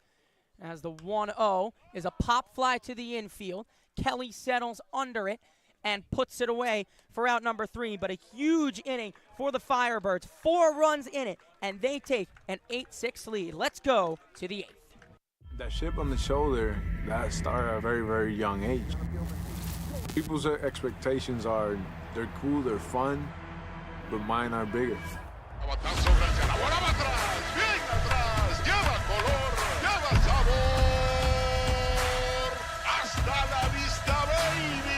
When you play in New York, they want to see winners.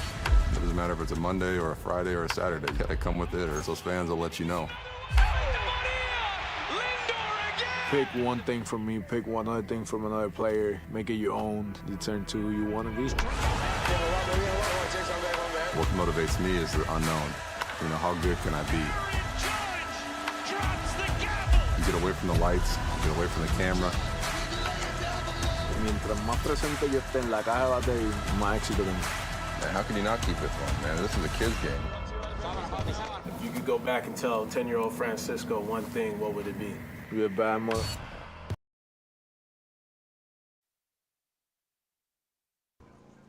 The Hawks are plenty used to responding. Well, they've just let up 4 runs in the bottom of the 7th. Their trail now 8-6, and the Cardiac Hawks are going to have to come alive again. Come alive. They're down by 2 here to the Firebirds in this spot. And once again, it's nothing crazy here for them in this situation, as it feels manageable. We were talking about it. It feels within reach.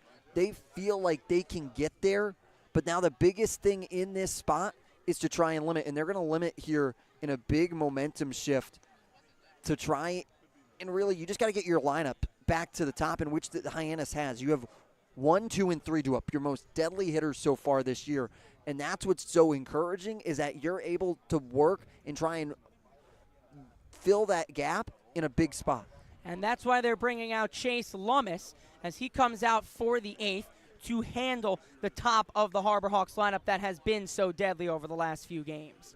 Yeah, Lummis, a guy that's come into 3 games so far this year. He's let up runs in all 3, although the one against Falmouth back on June 28th was 3 unearned runs in 1 inning of work. So a lefty that Hyannis will look to have their way with, a big, tall lefty. Lefty that, once again, you go up against Mitchell here, and you want to start attacking early in this one, especially for Mitchell to come in and how hot he's been to get on base. Mitchell 1 for 3. He doubled and scored. 1 for 4. He doubled and scored in the 3rd.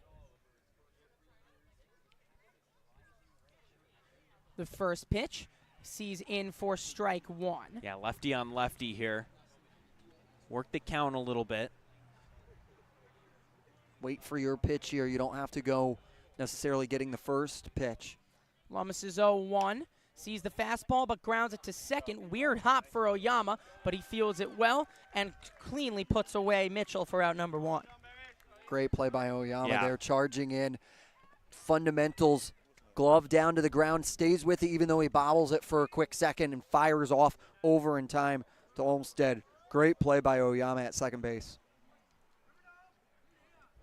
Up steps Hainline. 1 for 3 with a walk. Scored after he walked on the Smith 3-run home run in the 3rd. Leaves the first pitch way up there. Ball 1. Hainline had a single back in the 6th. He'd be left stranded over at second base, though. Upstairs again. 2-0 the count to Hainline. And the key here is to try and keep Hainline off the base paths for Cam Smith, who's already driven in 4 runs today. Smith has caused nightmares for the Orleans pitching. 3-0 the count. That's a good way to start it for Hyannis and Hainline. This has to be the biggest red lights of all biggest red lights. Not because you don't trust Hainline, but because of who's on deck. 3-0 is inside, and Hainline has walked on 4 pitches, and that brings Cam Smith to the plate. He is the tying run. This is a big spot for Cam Smith, but great at-bat from Hainline there. You have to have the intensity, and you understand all the drama that's going into that bat, and stays disciplined within himself to watch the pitches there, to take 4 straight balls. That's huge, and now it's going to elicit a conversation from Hunter to come out and have a talk with his hurler. I mean, we've seen it all day. It's that this is the 2nd or 3rd time that they've called a mound meeting for Smith, and they're actually going to change the pitcher. So just 2 guys faced for Lummis, of which he gets 1. And they are really showing some respect to Cam Smith as the new pitcher. We will tell you all about him right after this. That chip on the shoulder, that started at a very, very young age. People's expectations are they're cool, they're fun, but mine are bigger.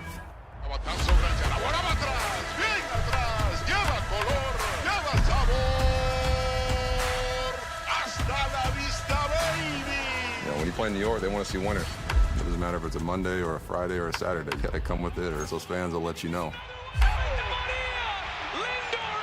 Pick one thing from me, pick one other thing from another player, make it your own, you turn to who you want to be. What motivates me is the unknown. You know, how good can I be? You get away from the lights, you get away from the camera. Mientras más presente yo esté en la caja de batería, más éxito tengo. Man, how can you not keep it fun, man? This is a kid's game. If you could go back and tell 10-year-old Francisco one thing, what would it be? You're a bad mother. Hey, Mama, what's up? Did you switch my service from Verizon to T-Mobile? Yep. T-Mobile has the only nationwide 5G. Well, Mr. Know-It-All, let's see if you right about that. Mama. Hey, Mama, I'm working. It works at the pie shop. T-Mobile's 5G works inside and out. Hey, what you need, Mama? I'm trying to watch the game with my boys. It works in the park. Oh, okay. Mama? It works at the aquarium, in the parking garage, at the beach, in the elevator. It works in the movie theater, too. Oh, shush yourself. I'm talking to my baby. You're driving me crazy. I was just calling you to say thank you, baby. I love you. I love you too, Mama. Yes, Mama. It works in the kitchen. Tell Mama. Mama? 5G, it works in the club. Who are you in the club with? All about it. Tell Mama. The big, tall righty Nate Ward is in for Cam Smith. Second time they've changed the pitcher for Cam Smith, as Ward's tosses are just about done, and Cam Smith will dig in representing the tying run. Yeah, and Cam Smith comes in a big moment.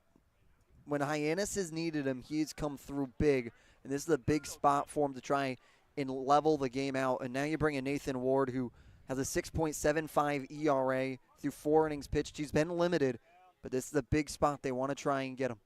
The big, tall righty stands in to face Cam Smith. His first pitch, he swings at it and is fouled back. Got an elevated fastball. It was a little bit too far up for him to get up there, but put a good swing on it. Ward standing at 6'8", big, tall, right-handed hitter, or pitcher, excuse me, as they didn't want Cam Smith to face a lefty. The 0-1 is a fly ball down the right field line, but slicing foul. Quickly behind 0-2. Now he's 0-2. Now you're going to have to change your approach if you're Cam Smith. Now that this is two-strike approach, you're going to look for contact here and try and get it down rather than try and clobber the ball over the fences. Hainline leads off first. He walked. And Cam Smith behind 0-2. Ward deals. Fouled back again. Great piece of protective swinging there from Cam Smith, understanding that it's a questionable pitch off the zone. You just got to foul him off there to try and keep your at-bat alive. Anything close, just fight it off, stay alive. Here is the 0-2. Ward sets and deals. He got him swinging on the low pitch. That's a way to change the eye angle. A big strikeout of Cam Smith for Nate Ward, and there are 2 away. So the disadvantage of bringing in a righty to face Smith is that now you have a righty on lefty against Austin Kelly, the second hottest hitter in this lineup. Yeah, it's the question they have, but I don't think they're going to make a change. Wow. Man. They are unloading the bullpen right now. They're making another change to most likely, you would assume, to bring in a lefty to face Austin Kelly. So just the 1 out Nathan Ward was used for, and he got that out. And now they will go to the bullpen again. That is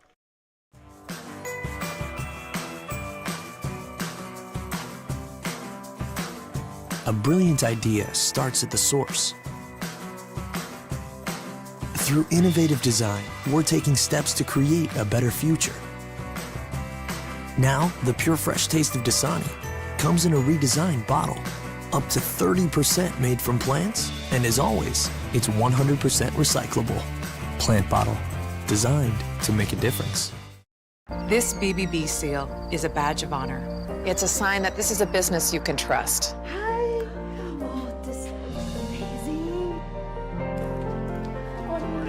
Each year, millions of people see the BBB seal on a door or a window or a website and breathe a little easier. See the seal and know you've made the right choice. Find a business you can trust. Ask BBB.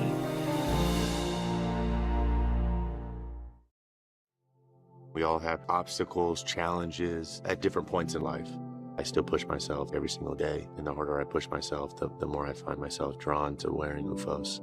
The first time I put on a pair of UFOs, it was like someone released the pressure. It was so crazy. When you are recovered and can do more, that has a compounding effect on all aspects of your life. Stepping into a pair of UFOs, they're truly one of a kind. There's nothing like them. Best ever? Good question. Wait, why'd he sound like Dr. J in your head?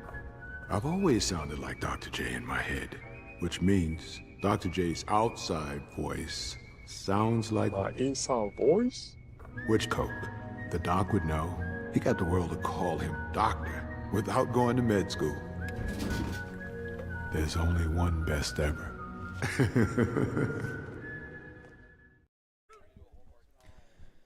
2 outs and one more guy to come on to face Austin Kelly. You normally see 3 pitchers in an inning because they aren't doing so well, but Kelly Nicholson really rolling the dice using Nate Ward just to get the 1 out in Cam Smith. Now they bring on a lefty in Riley Fry to face Austin Kelly. They'll check back at first on Elijah Hainline. Fry, a guy that's already appeared in 7 games this year. He's been pretty good as well. 3.72 ERA. Only has 9 2/3 inning work, though. Pitches upstairs. Last appeared in a game on Saturday against Bourne. He went 2 innings, did not give up a run. The pitch to Kelly is up the middle and through for a base hit. Advancing to second is Hainline, and they keep the inning alive, does Kelly, and that brings up Will Taylor with 2 on and 2 out. And now you got to watch here in the Orleans dugout. Yeah. Nicholson staying in his post, so we're good. Fry, this is his inning to work out of here. Looks like it. As some complete gamesmanship from Kelly Nichols in the other batter's box and done a great job of working and knowing how it was responded because it's worked in time, but now you'll have to go up against Will Taylor in a big spot. Hit a solo shot back in the 3rd. Also bunted his way on in the 2nd. The first pitch to Taylor swung on and missed.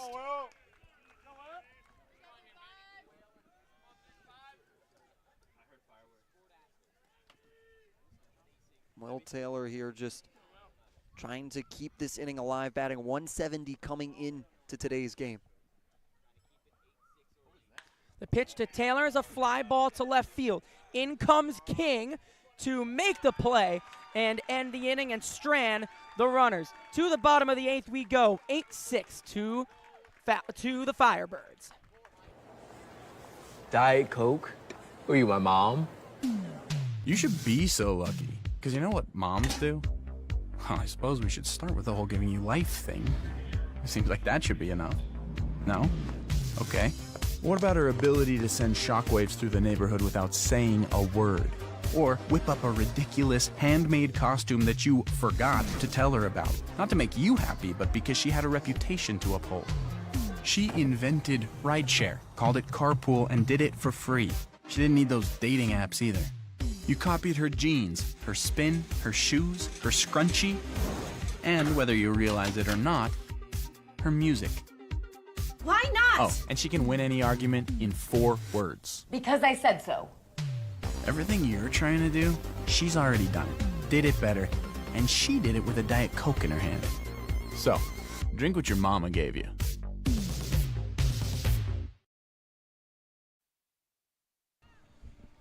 Hodges back out for his 2nd inning of work as we go to the bottom of the 8th, an 8-6 lead for Orleans. And in this spot, Hodges comes back out, and you just got to get your team back in the batter's box. That's all you got to do. Try and go 1, 2, 3 the best way possible you can as a pitcher, and that's going to be the biggest emphasis you have to have for Hodges is work out of this quickly. You can get your bats back alive. Yeah, easier said than done against this lineup that has done a pretty good job against Hyannis pitching today. It'll be Blake, Hullback, and Trimble due up to start this inning.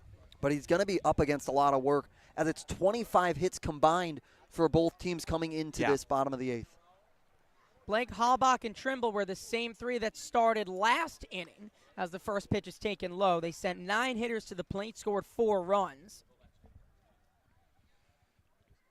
Here's the 1-0. Swung on and missed. Big cut from Blake. Counts 1-1. Odds for a game tomorrow are looking a little bit slim. Pitch is foul. As there is quite a bit of rain in the forecast on 4th of July in Hyannis. Not the fireworks. Not to set those fireworks out. The pitch is tipped just foul. Did catch Kelly. As home plate umpire James Francesa will walk out just to give Kelly a minute. Oh, it's gotten worse since I checked it last. Rain, rain, rain, rain, rain, rain, rain, rain, rain. I'll hold optimistic for baseball. It is July 4th. It just feels like it should happen. Yeah. I feel like the sun is going to come out tomorrow. Whether it's for 2 minutes or whether it's for 3 hours, I think it will peak out tomorrow. The pitch is low. Count runs even to 2-2. And the beauty of the Cape is a lot of these systems are scattered. Yeah. So a lot of them change course and miss a little bit. The 2-2 to Blake is fisted off the hands into shallow right. In comes Earhart. He gave a stutter, but he makes the play for the first out. It may have gone above the lights, and once that disappears above the lights, it's a tough play. Does a great job there. Earhart's able to track it the entire time. And once again, a great play there to find it, track it, get it down. And now you got to push on. Pitch outside to Halbach. Halbach 2 for 4 on the day, has scored 2 runs. And he sends that down the line and through for a base hit. Halbach rounds first. He's trucking for second. The throw comes in plenty of time. They got him. Great throw from Nick Mitchell out in left field. They'll get this. Halbach will get credit for the single, but he is gunned down stretching. A perfect throw right on the money, right where the glove needed to be to apply the tag. And even if it was a closer play, they would have gotten him because that throw beat him by a good 1.5 seconds. Pitch to Trimble in there for strike 1. So that's big. You let up the hit, but it's immediately cut down, so you can try and still go the 1-2-3. 0-1 dunks in from Hodges for strike 1. Count is even at 1.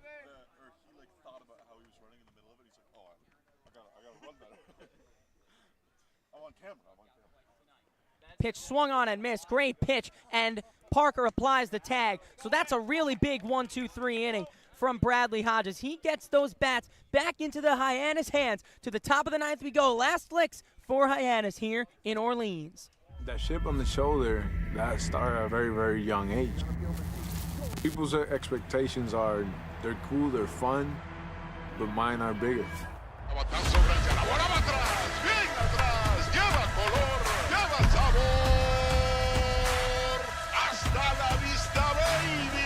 When you play in New York, they want to see winners. It doesn't matter if it's a Monday or a Friday or a Saturday. You got to come with it, or those fans will let you know. Pick one thing from me, pick one other thing from another player, make it your own. You turn to who you want to be. What motivates me is the unknown. You know, how good can I be? You get away from the lights, you get away from the camera. Mientras más presente yo esté en la caja de batería, más éxito tengo. Man, how can you not keep it fun, man? This is a kid's game. If you could go back and tell 10-year-old Francisco one thing, what would it be? You're a bad mother. Riley Fry is back on the hill to get the final 3 outs. Guys, what a fun game it's been, but a topsy-turvy game that Hyannis really feels like they should have had in their own hands. They've got to battle back here in the top of the 9th. Yeah, they got to battle back in the top of the 9th. They've only been able to do that once. When they've been down after 8 innings, they are 1-7. That one win is maybe the greatest comeback so far this year on the Cape, as they were able to take down Katuitt. So they're going to try and work some magic again. As Earhart swings at the first pitch and flies it to center, over is King to put away out number 1. I like the aggressiveness by Earhart to jump on that first pitch, but again, that center field is so big. It's really hard to get a ball out there. Yeah, there's no give to that center field. When you are batting it and going directly to 434, that is a tough center field to hit to.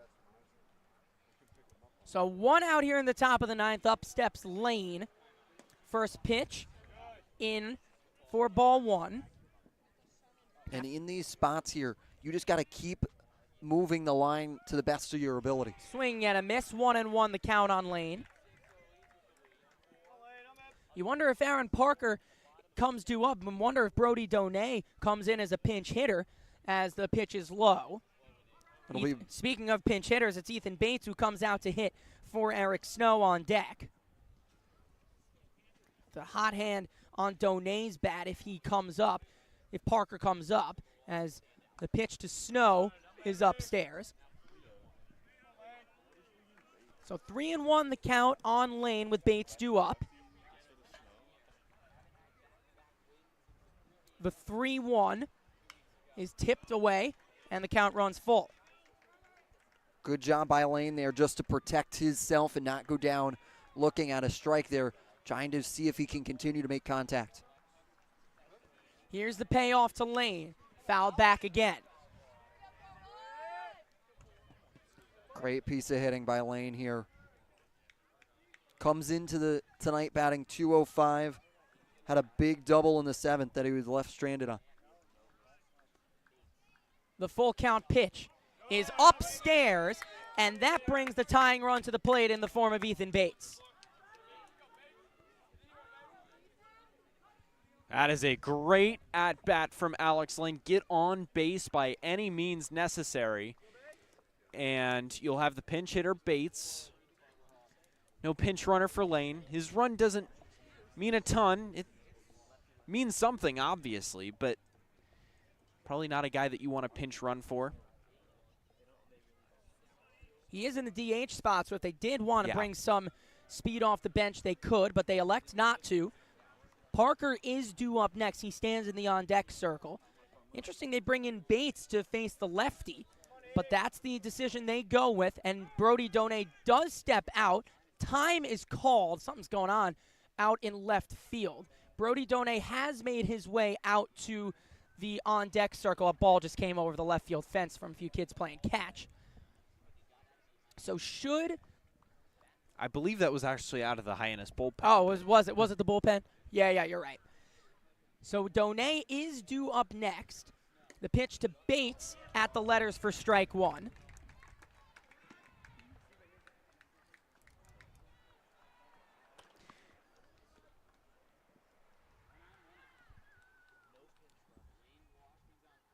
One is upstairs to Ethan Bates. He's a two-way player that we sometimes see play second, but we've seen him on the mound a few times this year as well. Bates, a 2-for-10 hitter so far on the Cape. And we had time called again. We're back underway. Lefty on lefty matchup here. The pitch is a fly ball down the right field line, hooking foul.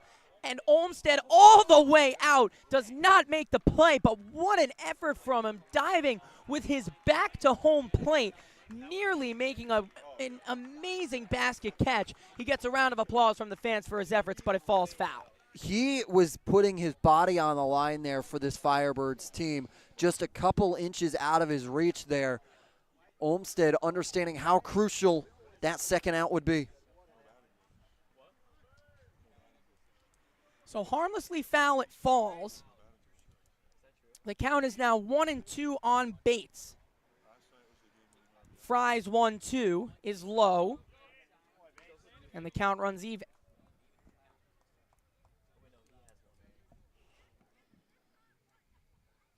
Runner on first is Lane.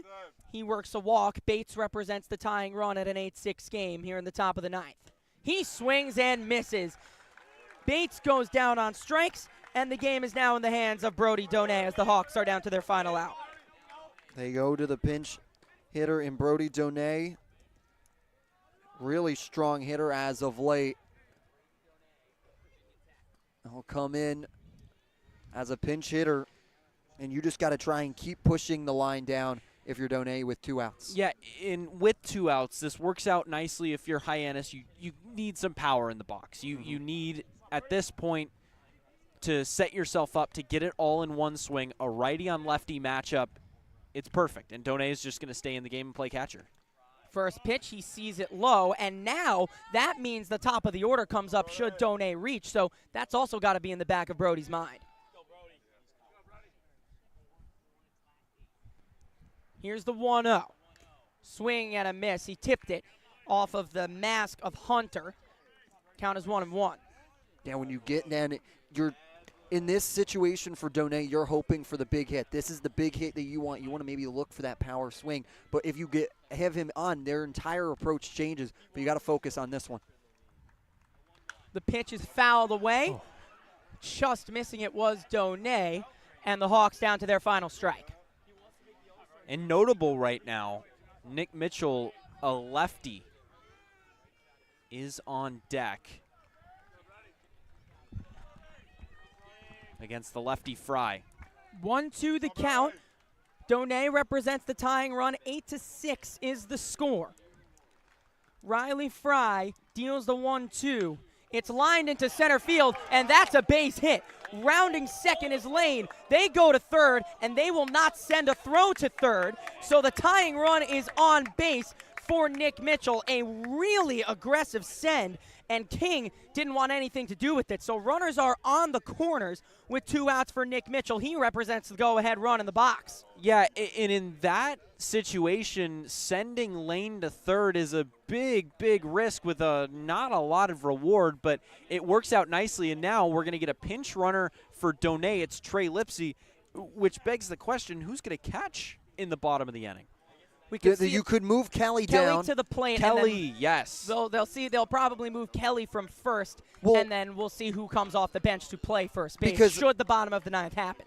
Lane would come in. He's a designated hitter. You would have to assume he could play first base, and then what you would do is slide Donay into that designated hitter role if it was to flip over, but they're going to make a change here. And another change just to get this final out. One more roll of the dice from Kelly Nicholson, and we'll tell you about him right after this. Diet Coke? Were you my mom? You should be so lucky, because you know what moms do? Well, I suppose we should start with the whole giving you life thing. It seems like that should be enough. No? Okay. What about her ability to send shockwaves through the neighborhood without saying a word? Or whip up a ridiculous handmade costume that you forgot to tell her about? Not to make you happy, but because she had a reputation to uphold. She invented rideshare, called it carpool, and did it for free. She didn't need those dating apps either. You copied her jeans, her spin, her shoes, her scrunchie, and whether you realize it or not, her music. Why not? Oh, and she can win any argument in 4 words. Because I said so. Everything you're trying to do, she's already done it, did it better, and she did it with a Diet Coke in her hand. So, drink what your mama gave you. Kelly Nicholson's final roll of the dice is to Derek Clark, the lefty out of Northwood University. He comes on with 2 outs to face Nick Mitchell, the top of the order. Yeah, he comes in a big spot, sporting a 1.92 ERA through 14 innings pitched through 5 games. He has been a healthy arm that has come out quite frequently for this Firebirds team as he gets his final warm-ups here with 14 strikeouts to only 6 walks.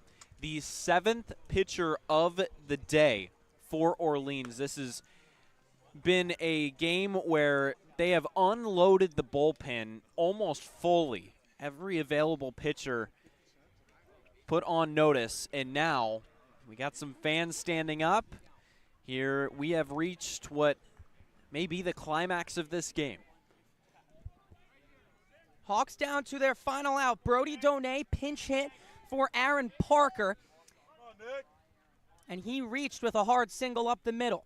He represents the tying run on first. The pitch to Mitchell is fouled away. Count is 0-1. Alex Lane stands on third, and Donay stands on first with Nick Mitchell at the dish. He represents the go-ahead run. A lot of speed over at first with Trey Lipsy. It's on the ground to second. Oyama fields, throws, he got him, and ball game. Orleans comes back to win it, 8-6. And what a game it was, but in the end, Hyannis can't hold on.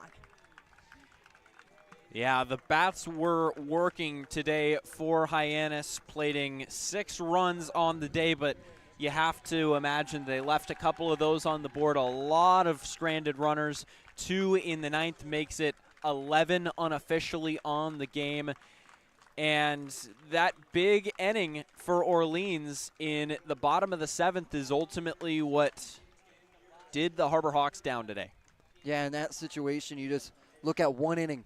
That's just that's your big complaint after this one is just 1 inning in this situation that you would just like to have back. But other than that, very solid hitting. You talk about the offense, it is coming at its peak. Yeah. Again, another strong night. 14 hits for Hyannis tonight. Yeah. That is a monstrous number that we talk about. They have another opportunity to go up against an opponent they haven't even seen yet in YD tomorrow on 4th of July. Very excited about that one. But once again, vibes can still be high. It's just one error that really cost you. And it's going to be fun because it's going to be a back-to-back against YD. Yeah. You get to see them twice. Theoretically, it's going to be a back-to-back against YD. Rain in the forecast tomorrow. We'll see if we play, but it's going to be a fun next couple of days. It's going to be a fun next couple of days. And, hey, it's 4th of July week on Cape Cod. You can't ask for much better. Absolutely nothing more you can ask for. I can't ask for a better game than that, despite Yeah. the result with the Harbor Hawks going down. A really, really good game. 14 hits. They'll laud the runners they leave on base. But, again, we are seeing a little bit better, though, from the Harbor Hawks. 6 runs through those early innings. And hopefully we will be back with you tomorrow from McKeon Park on the 4th of July as YD comes to play the Harbor Hawks for the first time. We thank you very much for joining us through a great game from Eldridge Field. For Jacob Irons, for Mickey Doolittle, for our producers Josh Schreiber and Grant McNew. My name is Michael Kirsting saying so long from Eldridge Park. See you at McKeon tomorrow for the 4th of July. If you live here, fun is your thing. If you live here, tough is your thing. Smart is your thing. Caring is your thing. If you live in Massachusetts, community is your thing. Since 1972, the Massachusetts State Lottery has provided over $25 billion to help cities and towns with the things they need most. If you live here, giving is your thing.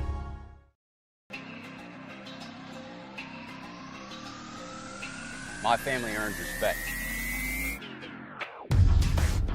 My family clears bases. My family breaks records. My family wins MVPs.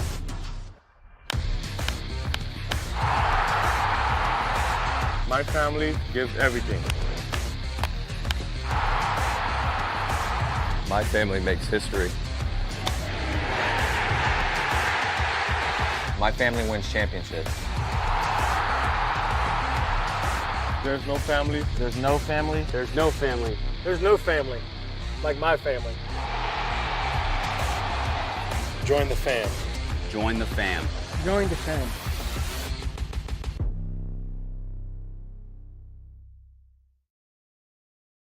When Alaska Airlines needed a partner for the complex operations of travel, they made the switch to T-Mobile. Our 5G has Alaska Airlines and their customers covered, from major hubs to remote destinations. With 5G coverage ready now for the demands of today and the future, T-Mobile's network powers Alaska Airlines as they deliver next-level care for all customers.